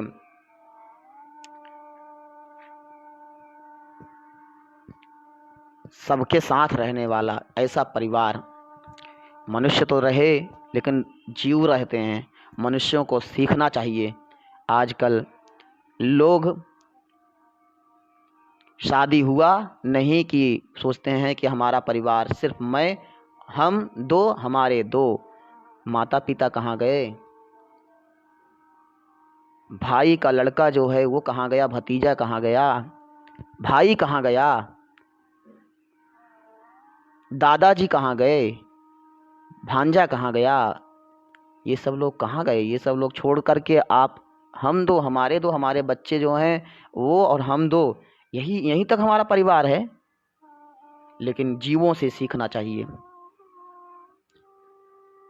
जीव को बता रहे हैं, जीव में रहते हुए अंदर जल में रहते हुए शौभरी ऋषि ने, महर्षि ने विचार करने लगे, हम भी इसी प्रकार अपने पुत्र आदि के साथ अति ललित क्रीड़ाएं करेंगे। जल में तपस्या करते करते इनके मन में भी ऐसा हुआ। ऐसी अभिलाषा करते हुए वे उस जल के भीतर से निकल आए और संतानार्थ के लिए गृहस्थाश्रम में प्रवेश करने की कामना से कन्या ग्रहण करने के लिए राजा मांधाता के पास आए।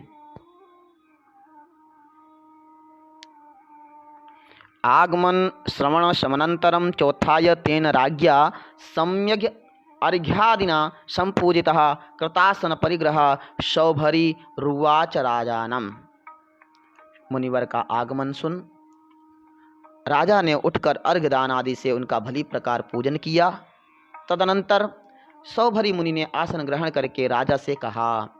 शौभरी ने कहा, शौभरी उवाच निवेष्टु कामोऽस्मि नरेन्द्र कन्यां प्रयच्छ मे मा प्रणयं विभांक्षी न ह्यर्थिनः कार्यवशादुपेताः ककुत्स्थवंशे विमुखाः प्रयान्ति।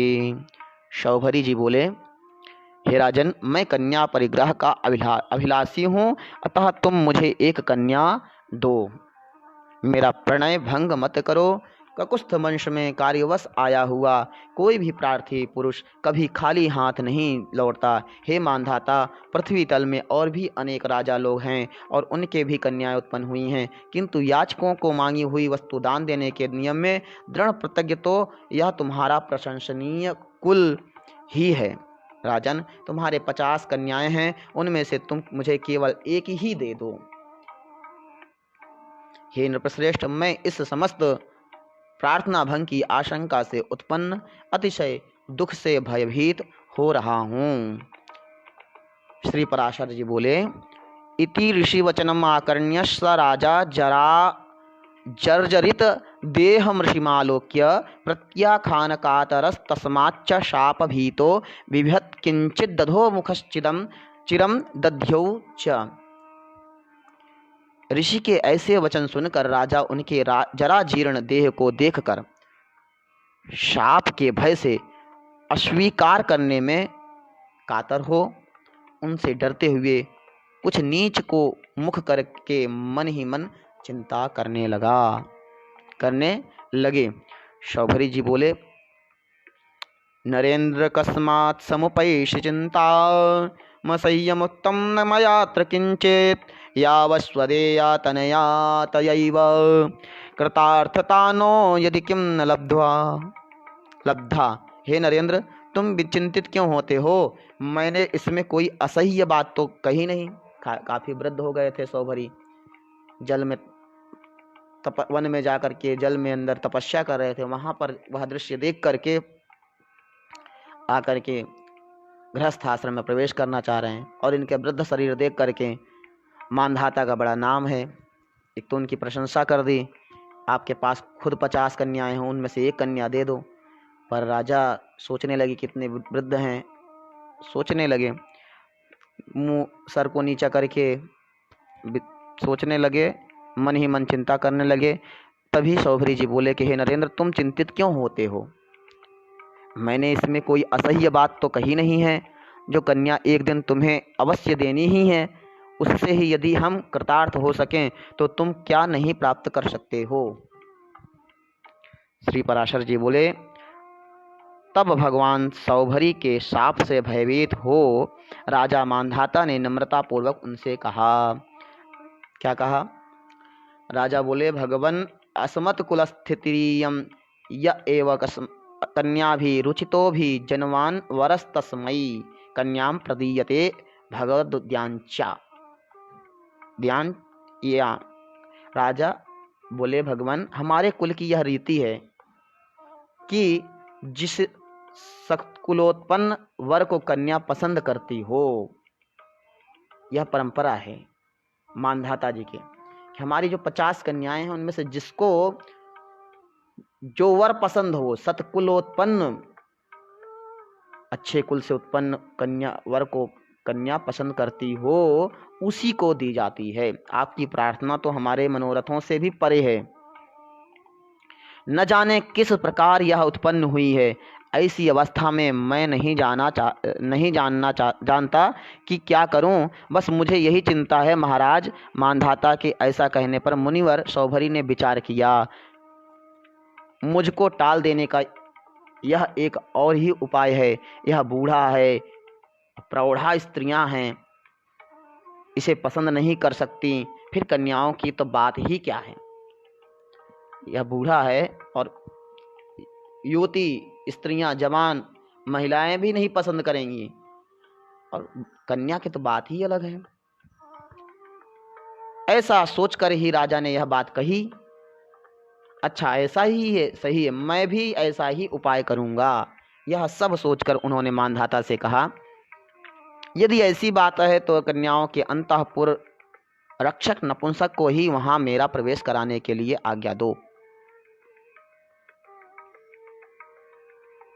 कन्याओं के अंतःपुर रक्षक नपुंसक को वहां मेरा प्रवेश कराने के लिए, यदि कोई कन्या ही मेरी इच्छा करेगी तो ही मैं स्त्री ग्रहण करूंगा, नहीं तो इस ढलती अवस्था में मुझे इस व्यर्थ उद्योग का कोई प्रयोजन नहीं। ऐसा कहकर वे मौन हो गए।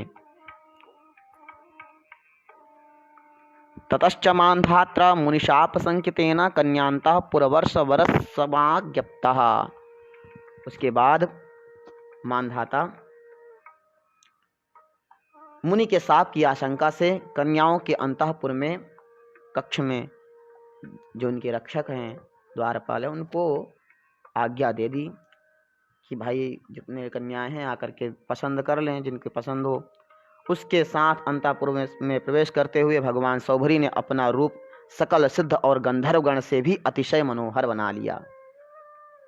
उनके प्रवेश करते ही सभी कन्याओं के, और उन्होंने एकदम रूपवान बना लिया। महर्षि हैं, तपस्वी हैं, सौभरी भगवान हैं, लिखा है इसमें। सकल सिद्ध और गंधर्वगण से अतिशय मनोहर रूप बना लिया। उन ऋषिवर को अंतःपुर में ले जाकर अंतःपुर रक्षक ने उन कन्याओं से कहा, तुम्हारे पिता महाराज मांधाता की आज्ञा है कि ये ब्रह्मर्षि हमारे पास एक कन्या के लिए पधारे हैं, और मैंने इनसे प्रतिज्ञा की है कि मेरी जो कोई कन्या श्रीमान को वरण करेगी उसकी स्वच्छंदता से मैं किसी प्रकार की बाधा नहीं डालूंगा। यह सुनकर उन सभी कन्याओं ने यूथपति गजराज का वर्ण करने वाली हथनियों के समान अनुराग और आनंद पूर्वक अकेली मैं ही वर्ण करती हूँ ऐसा कहते हुए उन्हें वर्ण कर लिया। जितनी पुत्री थीं सभी ने उनको वर्ण कर लिया। ऐसा रूप अब उनके मांधाता पिता ने वृद्ध देखा था, पर कन्याओं के समय में तो गांधर्व के समान हृष्ट पुष्ट सौंदर्य रूप धारण कर लिया। फिर तब तो सारी कन्याएं ने और वचन दिया था, तो सभी लोगों ने मैं अकेली मैं कहते कहते सभी का वचन हो गया। और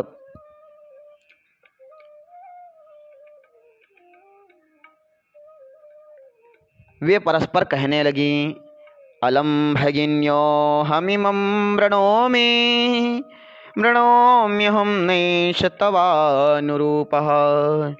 अरे बहनों, व्यर्थ चेष्टा क्यों करती हो? मैं इनका वर्ण करती हूँ, ये तुम्हारे अनुरूप हैं भी नहीं। विधाता ने ही इन्हें मेरा धर्ता स्वामी और मुझे इनकी भार्या पत्नी बनाया है, अतः तुम शांत हो जाओ। दूसरे बहनों को शांत कराने लगी। अंतःपुर में आते ही सबसे पहले मैंने ही इन्हें वर्ण किया था, तुम क्यों मरी जाती हो। इस प्रकार मैंने वर्ण किया है, पहले मैंने वर्ण किया है, ऐसा कहकर उन राजकन्याओं ने उनके लिए बड़ा कलह मच गया। जब उन समस्त कन्याओं ने अतिशय अनुरागवश उन अनिंद्य कीर्ति मुनिवर को वर्ण कर लिया, तो कन्या रक्षक ने नम्रता पूर्वक राजा से संपूर्ण वृत्तांत ज्यों का त्यों कह सुनाया। अंदर गए और वैसे बता दिया कि हम श्री पराशर जी बोले, यह जानकर राजा ने, यह क्या कहता है, यह कैसे हुआ, मैं क्या करूं, मैंने क्यों उन्हें अंदर जाने के लिए कहा था। इस प्रकार सोचते हुए, अत्यंत व्याकुल चित्त से, इच्छा न होते हुए भी जैसे तैसे अपने वचन का पालन किया और अपने अनुरूप विवाह संस्कार के समाप्त होने पर महर्षि सौभरी उन समस्त कन्याओं को अपने आश्रम पर ले गए। वहां आकर उन्होंने दूसरे विधाता के समान अशेष शिल्प कल्प प्रणेता विश्वकर्मा को बुलाकर कहा कि इन समस्त कन्याओं में से प्रत्येक के लिए अलग अलग महल बनाओ, पृथक पृथक महल बनाओ, जिनमें खिले हुए कमल और कूजते हुए सुंदर हंस तथा कारंडव आदि जल पक्षियों से सुशोभित जलाशय हो, सुंदर उपधान, मसनद, शैया और परिच्छद ओढ़ने के वस्त्र हों तथा पर्याप्त खुला हुआ स्थान हो। तब संपूर्ण शिल्प विद्या के विशेष आचार्य विश्वकर्मा ने उनकी आज्ञा अनुसार सब कुछ तैयार करके उन्हें दिखलाया।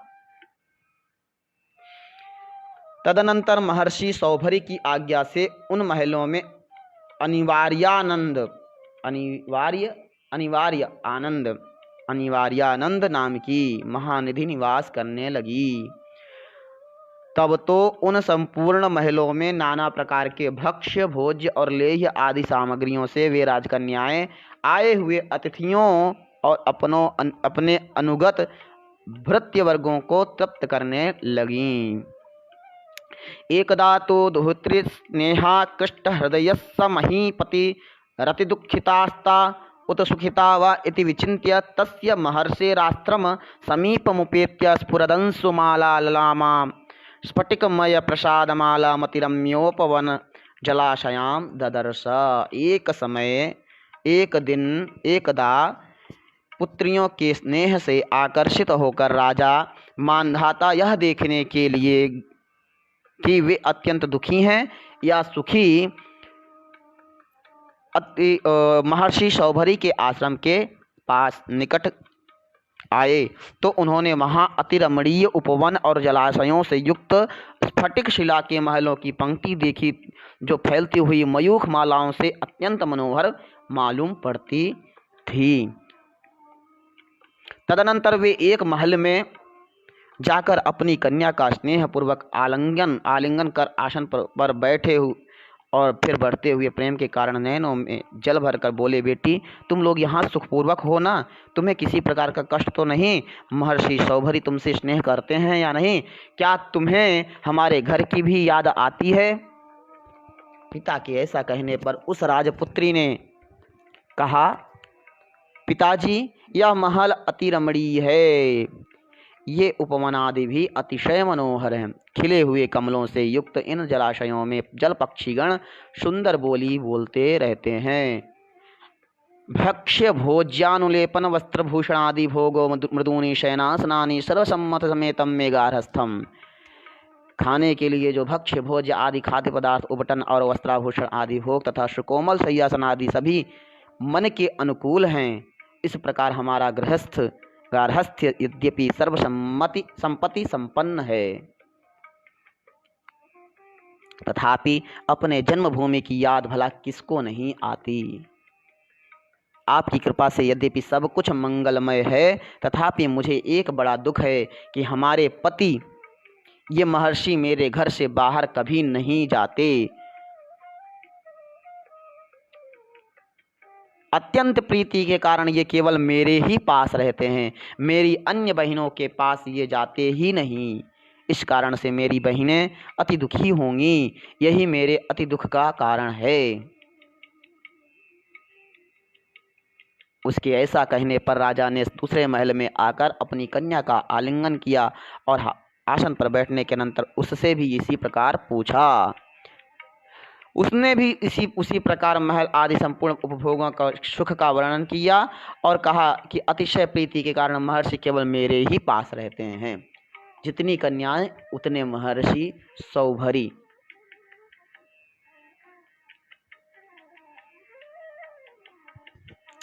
इस प्रकार पूर्ववत सुनकर राजा एक एक करके प्रत्येक महल में गए और प्रत्येक कन्या से इसी प्रकार पूछा। उन सब ने भी वैसा ही उत्तर दिया। अंत में आनंद और विस्मय से भार से विवश चित्त होकर उन्होंने एकांत में स्थित भगवान शौभरी की पूजा करने के अनंतर उनसे कहा, भगवन दृष्टस्ते भगवन् सुमहानेश सिद्धि प्रभावो नैवं विधमन्यस्य कस्य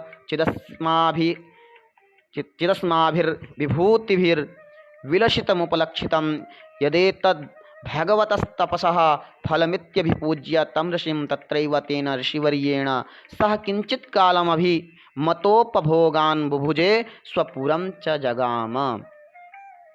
भगवान, आप ही योग सिद्धि का यह महान प्रभाव देखा है।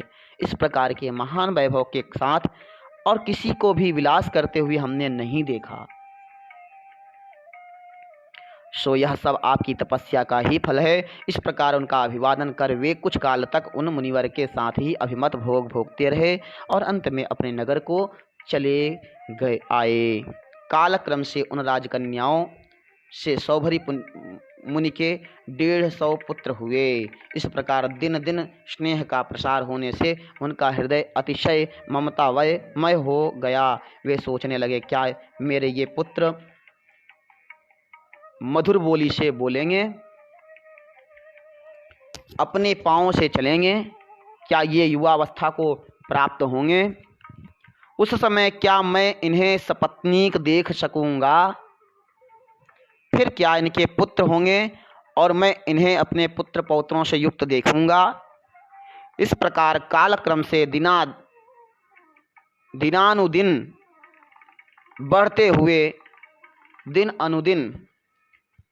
बढ़ते हुए इस मनोरथ की उपेक्षा कर वे सोचने लगे, अहो मेरे मोह का कैसा विस्तार है।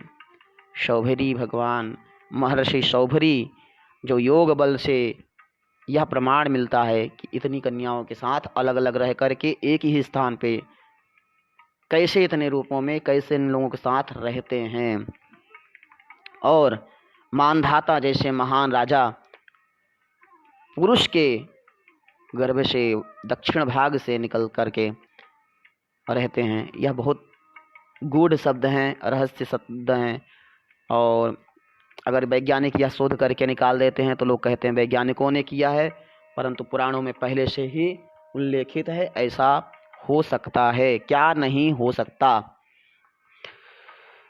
अहो मेरे मोह का कैसा विस्तार है। वो भी मोहित हो गए और कहने लगे, मनोरथानां न समाप्तिरस्ते वर्षायुतेनापि तथाब्दलक्षैः पूर्णेषु मनोरथानामुत्पत्त्ययस्यन्ति पुनर्नवानाम्।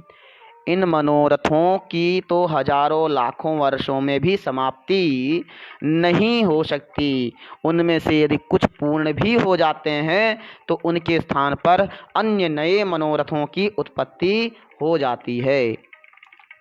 लाखों हजारों लाखों वर्षों में भी पुत्र पौत्र फिर प्रपौत्र, इसे एक मनोरथ पूरा होगा, दूसरा मनोरथ, यह मोह कभी पूरा होने वाला नहीं है। मेरे पुत्र पैरों से चलने लगे, फिर वे युवा हुए, उनका विवाह हुआ तथा उनकी संतानें हुई। यह सब तो मैं देख चुका, किंतु अब मेरा चित्त उन पौत्रों के पुत्र जन्म को भी देखना चाहता है। मनुष्य भी ऐसा ही सोचता है, मेरे पुत्र बड़े हो गए, मेरे घर में बहुएं आ गईं और उनके बहू के भी पुत्र हो जाए और वो भी पुत्र होकर के पौत्र देख लें। और तब तक तो 100 वर्ष पूरा नहीं होता है। समय को कौन बांध कर रखा है। यह कलियुग में धीरे धीरे समय और देखते देखते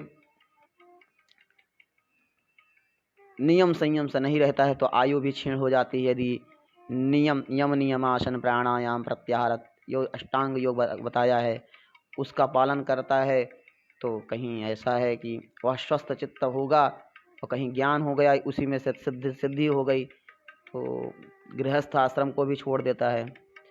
ऐसे लोग तो महात्मा ही भी हो जाते हैं। मेरे पुत्र चलें, ऐसा विचार करते हुए संतानें हुई, उनका विवाह हुआ, उनकी संतानें हुई, यह सब तो मैं देख चुका। यदि उनका भी जन्म मैंने देख लिया होता तो फिर मेरे चित्त में दूसरा मनोरथ उठेगा, और यदि वह भी पूरा हो गया तो अन्य मनोरथों की उत्पत्ति को ही कौन रोक सकता है।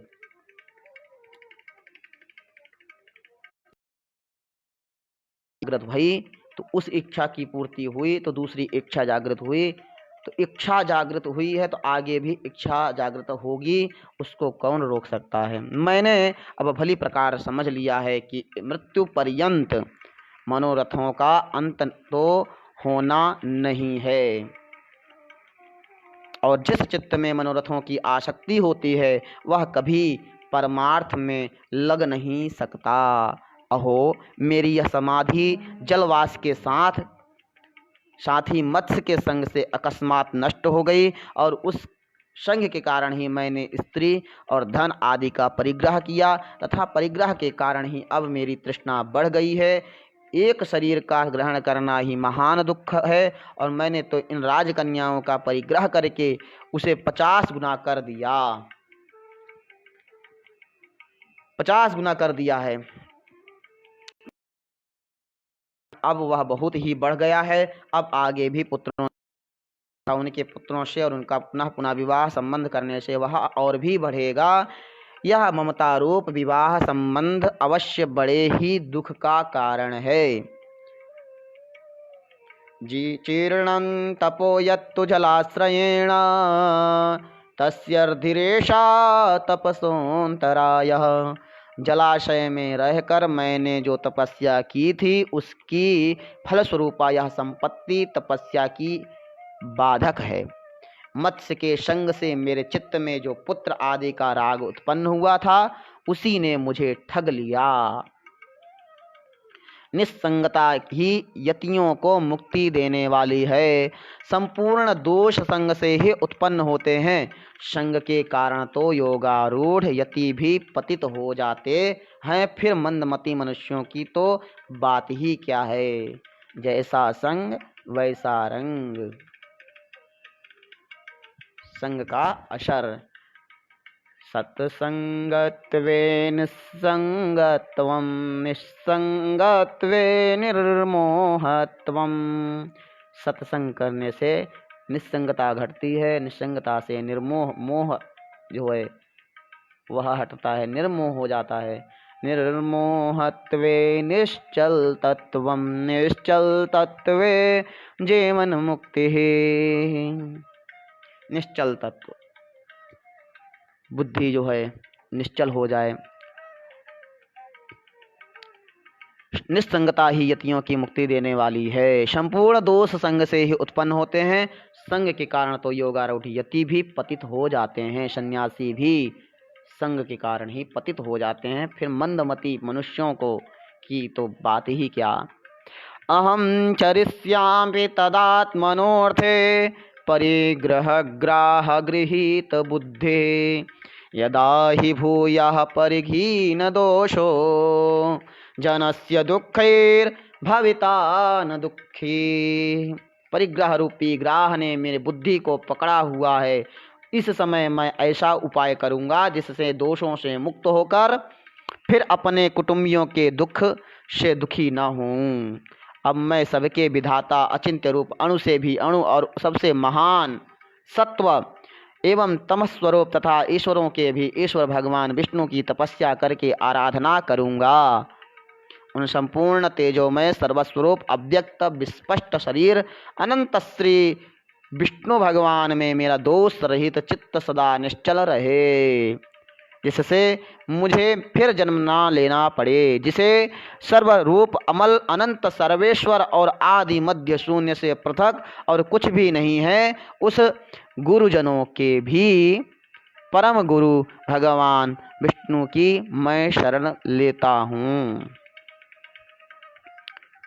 श्री पराशर जी बोले, इस प्रकार मन ही मन सोचकर शौभरी मुनि ने पुत्र गृह आसन परिच्छद आदि संपूर्ण पदार्थों को छोड़कर अपनी समस्त स्त्रियों के सहित वन में चले गए।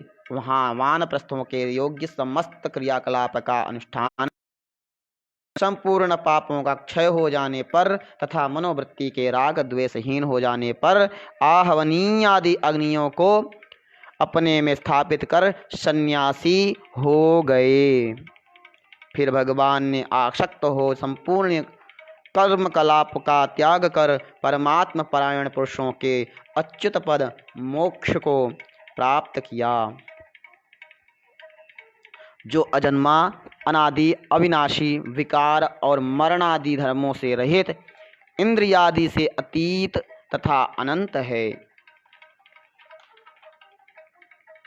इस प्रकार मानधाता की कन्याओं के संबंधी में मैंने इस चरित्र का वर्णन किया है।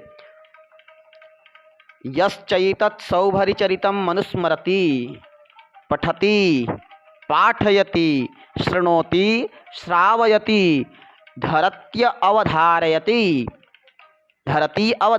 धरत्यवधारयति लिखति लेखयति शिक्षति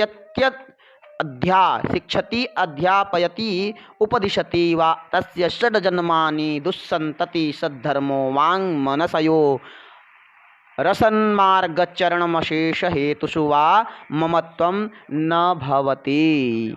जो कोई इस सौभरी चरित्र का स्मरण करता है अथवा पढ़ता है, पढ़ाता है, सुनता सुनाता है, धारण करता कराता है, लिखता लिखवाता तथा सीखता सिखाता अथवा उपदेश करता है, उसके 6 जन्मों तक दुख संतति, असत धर्म और वाणी अथवा मन की कुमार्ग में प्रवृत्ति नहीं तथा किसी भी पदार्थ में ममता नहीं होती।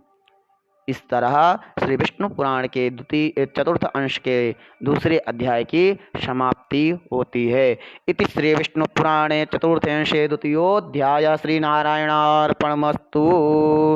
बोलिए नर नारायण भगवान की जय, श्री विष्णु भगवान की जय।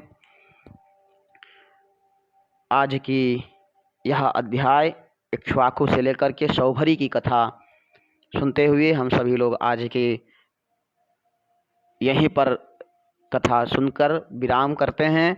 कल हम लोग तीसरे और चौथे अध्याय की कथा सुनेंगे, जिसमें तीसरे अध्याय में मानधाता की संतति जो और पुत्र हुए हैं और त्रिशंकु का स्वर्गारोहण, सगर की उत्पत्ति और विजय, और चौथे अध्याय में सगर, सौदास, खटवांग और भगवान राम के चरित्र का वर्णन सुनेंगे। आप सभी जानते हैं इक्ष्वाकु के वंश के ही कुल में उत्पन्न हुए भगवान श्री राम हैं, तो छोटा मोटा शासन नहीं है। बीच में ऐसे कुक्षी और शशनाभ जो हुए हैं, जिनका नाम धार्मिक हुए हैं, सब बहुत धर्मात्मा हुए हैं। पिता के न रहने के बाद प्रमुख लोगों का नाम गिनाया, बहुत सारे पुत्र, बहुत सारी विस्तृत वर्णन मिल रहा है, पुराणों में सबका वर्णन है। लेकिन श्री पराशर जी मैत्रेय जी को सुना रहे हैं कि हम यह सब कुछ संक्षेप में सुना रहे हैं और विस्तार से तो 100 जन्मों तक भी नहीं सुना पढ़ा या पढ़ करके पढ़ाया जा सकता है। इस तरह आज की यह वर्णन विष्णु पुराण का अध्याय सुनते हुए आज की वाणी यहीं पर विराम। आइए 2-4 मिनट भगवान नाम। हरे राम राम राम हरे हरे, हरे कृष्ण कृष्ण कृष्ण हरे हरे, हरे राम राम राम हरे हरे, हरे कृष्ण कृष्ण कृष्ण हरे हरे, हरे राम राम राम हरे हरे, हरे कृष्ण कृष्ण कृष्ण हरे हरे, हरे राम राम राम हरे हरे, हरे कृष्ण कृष्ण कृष्ण हरे हरे। चैतन्य महाप्रभु जी संकीर्तन के माध्यम से ही जोर जोर से गा गा करके बोलते हैं, ढोल तबला नाद ताली बजा बजा करके संकीर्तन करके, जिसको लोगों ने यह कीर्तन भाव से, शुद्ध भाव से, वह भी गाने से, बोलने से, भगवान नाम लेने से जो जीव मात्र है उनके कर्णों में वह नाम जाता है तो उनका भी कल्याण होता है। और अपना मानसिक 500 जो जप करते हैं उससे तो अपना कल्याण करते ही हैं। नाम ही कल्याण करने वाला है। तो इसी के सब नाम लेते हुए हरे राम राम राम हरे हरे, हरे कृष्ण कृष्ण कृष्ण हरे हरे, हरे राम राम राम हरे हरे, हरे कृष्ण कृष्ण कृष्ण हरे हरे। बोलिए कृष्ण कन्हैया लाल की जय, श्री द्वारिकाधीश की जय। सियावर रामचंद्र भगवान की जय। जगन्नाथ धाम की जय। आइए जयकारा लगाते हैं, धर्म की जय हो, भाव से बोलें। और यह बोलने का जो परंपरा चली आ रही है, धर्म सम्राट श्री करपात्री जी महाराज और पूरी पीठ के महाभाग जगद्गुरु शंकराचार्य जी महाराज और चारों पीठों के वर्तमान शंकराचार्य, यह भी बताते हैं पूज्य गुरुदेव की प्राणियों में सद्भावना हो। प्राणी मात्र के लिए यह सनातन सोचता है, बाकी जो अपने लिए सोचता है विश्व का कल्याण हो। विश्व में सब कुछ आ गया है, विश्व में पूरा सारा देश आ गया है, कोई पाकिस्तान को छोड़ करके नहीं आया है। तो हम लोग विश्व का कहते हैं, विश्व की कल्याण की कामना करते हैं, तो पाकिस्तान का भी उसमें कल्याण ऐसे हो जाता है। वसुधैव कुटुंबकम, कोई हमें वहाँ पर रहने वाले प्राणी मात्र के लिए जो अधार्मिक हैं, दुष्ट हैं, वे सब लोग अपनी कल्याण देखते हैं, अपना देखते हैं। जो दैत्य होते हैं वो अपना, मेरे लिए पूजो। और जो भगवान है हमारे सनातन में नाना रूपों में अवतार लेते हैं, वह भगवान यह नहीं कहते कि उनको भजो, उनको छोड़ के मुझे भजो। जिसमें जिसमें तुम्हारी श्रद्धा है उसमें भजो, वह सब मैं ही हूँ। इन्हीं सब भावों के साथ आज की वाणी यहीं पर विराम। आज के दिन लाइव माध्यम में आचार्य अतुल राम त्रिपाठी जी सुन रहे हैं, मत्थर विजय जी सुन रहे हैं। आचार्य अतुल राम त्रिपाठी जी, हर हर महादेव, जय श्री राम, राधे राधे जी, नमो नमः। मत्थर विजय भाई, जय द्वारकाधीश। टीकाराम तिवारी जी सुन रहे हैं, टीकाराम तिवारी जी, जय श्री कृष्ण। डी आदर्श पांडे जी सुन रहे हैं, जय श्री राम आदर्श भाई। दुष्यंत अत्री जी सुन रहे हैं, नमो नमः, हर हर महादेव अत्री जी, दुष्यंत भाई। सुनील पांडे जी सुन रहे हैं, जय द्वारकाधीश जी, जय श्री कृष्ण, राधे राधे।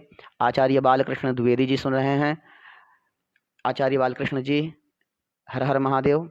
जितेंद्र मुदगल जी सुन रहे हैं, जय श्री कृष्ण, राधे राधे, जय श्री कृष्ण जितेंद्र भाई जी। संजय पालीवाड़ जी सुन रहे हैं, संजय जी, जय श्री कृष्ण, हर हर महादेव, जय माता दी। आपने जय माता दी, जय जय जय करुणामयी कृपा शुभ शुभकामनाएं दी हैं, शुभमस्तु, नमो नारायणाय, जय जय जय नारायण नारायण नारायण नारायण आपने लिखा है जी। आपका बहुत बहुत धन्यवाद लिखने के लिए और यह सब भगवान का नाम लेने के लिए। आपने बताया, लिख करके बताया, आपको बहुत बहुत धन्यवाद। प्रायः लोग बोलते तो होंगे ही। नारायण नारायण। अमित शर्मा जी सुन रहे हैं, अमित शर्मा जी, जय श्री कृष्ण, राधे राधे। DR कपिल भार्गव जी सुन रहे हैं, डॉक्टर भार्गव कपिल भार्गव जी, हर हर महादेव, जय श्री राम, जय श्री कृष्ण, राधे राधे। दर्शन पांडे जी सुन रहे हैं, दर्शन पांडे जी, जय श्री राम, राधे राधे, जय श्री कृष्ण। दर्शन पांडे जी ने लिखा है, जय श्री राम, भगवान राम की सबके ऊपर कृपा हो जी। सही कह रहे हैं आप, भगवान की कृपा सबके ऊपर हो, प्राणी मात्र के ऊपर हो, जीव मात्र के ऊपर हो, सबके ऊपर कृपा है। उन्हीं की कृपा से हम सब लोग हैं। बाकी इस मनुष्यों ने तो जीना हराम कर दिया है। नेताओं ने, सभी लोगों ने रक्षा करने के लिए अपना श्रेय लेते हैं। आपने लिखा है आपके ऊपर विशेष रूप से बहुत बहुत धन्यवाद जी। अवश्य कृपा होगी, आप सबका आशीर्वाद है रहेगा तो सब कृपा होगी। भगवान आप रूप में बैठे हुए आत्मा रूप में विराजमान हैं, वही ये सब बुलवाते हैं। हमारे विश्वंभर पांडे विश्व भैया सुन रहे हैं, जय द्वारकाधीश भैया। और हमारे भैया अखिलेश भैया सुन रहे हैं जी। हर हर महादेव भैया। भैया ने लिखा भी है हर हर महादेव जी, प्रणाम करते हैं आपको। हमारे बड़े भाई आनंद उपाध्याय जी, राधे राधे शास्त्री जी लिख रहे हैं श्री विष्णु पुराण की जय हो कर रहे हैं और सुन रहे हैं। आपको भी जय जय द्वारकाधीश भैया। आनंद भाई जय द्वारकाधीश, हर हर महादेव। धन्यवाद लिखने के लिए भैया, आप सबका आशीर्वाद रहे। उत्तम शर्मा जी सुन रहे हैं, उत्तम शर्मा जी जय श्री कृष्ण, राधे राधे। हेमंत तोशावर जी सुन रहे हैं। हेमंत भाई, हेमंत टीवी चैनल के माध्यम से हमेशा जागृत करते रहते हैं सनातनियों को। जगद्गुरु शंकराचार्य जी का संदेश यत्र तत्र प्रसारित करते रहते हैं और वह अपना विचार, सनातन धर्म का भी विचार कि कैसा व्यक्त करते हैं कि कैसे लोग अत्याचार फैलाए हुए हैं, उनको चेतावनी भी देते हैं कि तुम लोग जागो, और सभी लोगों को सचेत करते रहते हैं। हेमंत तोशावर टीवी चैनल, आप लोग हेमंत जी को सुन रहे हैं, वो हमें सुन रहे हैं। हेमंत भाई, हेमंत भाई हर हर महादेव, जय गंगे, जय श्री राम।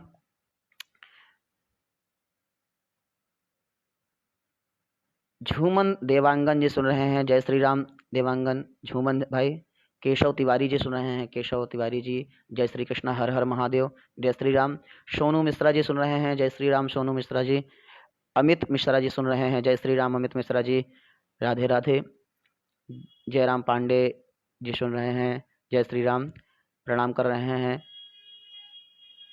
हाथ जोड़ रहे हैं, शुभ आशीर्वाद। घनश्याम त्रिवेदी जी सुन रहे हैं, जय श्री राम, राधे राधे, जय द्वारकाधीश घनश्याम भाई। श्री राम पांडे जी सुन रहे हैं, जय श्री राम, बहुत सुंदर भैया जी प्रणाम कर रहे हैं। श्री राम आशीर्वाद है, स्वस्ति श्री कल्याण मस्तु। रावल अमिराज जी सुन रहे हैं, रावल अमिराज जी, हर हर महादेव, जय श्री कृष्णा, राधे राधे। आचार्य प्रदीप कृष्णा दयानी जी सुन रहे हैं, जय श्री राधे, राधे राधे, जय श्री राम, जय जय कर रहे हैं, जय जय। यशवंत व्यास जी सुन रहे हैं, यशवंत जी हर हर महादेव।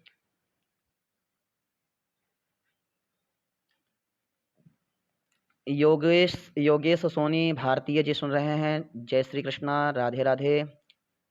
पंकज पाठक जी हर हर महादेव, आपने भी कमेंट किया है हर हर महादेव, जय श्री कृष्णा, हर हर महादेव। हिमांशु पंड्या जी सुन रहे हैं, जय श्री कृष्णा, राधे राधे, जय द्वारकाधीश। अभी एक बेंगलोर के हैं कि हमारे जगन्नाथपुरी उड़िया भाषा में लिखा हुआ है। अब इनका नाम, ये तो हमारे मित्र ही हैं, जय जगन्नाथ, और आपने अपना नाम ही उड़िया भाषा में रखा है, तो पढ़ने में आप समझ गए होंगे, आपको मैं जोड़ देता हूँ, भेज दिया हूँ, जय जगन्नाथ। ज्योत सिंह रावत जी सुन रहे हैं, राधे राधे, जय श्री कृष्णा। आनंद पांडे जी सुन रहे हैं, आनंद भाई जय श्री राम, राधे राधे। विकास राय जी सुन रहे हैं, विकास राय जी राधे राधे, जय श्री कृष्णा। सभी को जय श्री कृष्णा, जय द्वारकाधीश। आज 26वें दिन हम लोगों ने दूसरे अध्याय, चौथे अंश के दूसरे अध्याय की इक्ष्वाकु वंश और सौभरी चरित्र सुना। कल हम सभी लोग मानधाता के और सगर पुत्र और भगवान श्री राम के चरित्र का वर्णन सुनेंगे। हो सकेगा तो भगवान का स्तुति भी करेंगे। आज की वाणी यहीं पर समाप्त करते हुए फिर कल मिलते हैं। जय श्री राधे, हर हर महादेव। समय, जितना भी समय है सदुपयोग इसी तरह कर लें, और कोई विशेष कारण नहीं है, बस सामने आकर के यदि पढ़ते हैं तो आप लोग सुनते हैं, बने हैं, आप लोगों के लिए बहुत बहुत धन्यवाद। ऐसे बने रहिए और भगवान नाम लीजिए, अपने घर पर रहिए, स्वस्थ रहिए, मस्त रहिए। फिर मिलते हैं कल। हमारे बीच में श्रद्धा दुबे जी आ गई हैं। श्रद्धा दुबे जी, जय श्री कृष्णा। कल 12 बजे आप सब उपस्थित होइए। 12 बजे से आगे हम लोग भगवान चरित्र श्री राम भगवान का चरित्र स्तोत्र वगैरह सुनेंगे। आज की वाणी यहीं पर समाप्त करते हुए कल मिलते हैं। आप सभी को लोगों को बहुत बहुत धन्यवाद।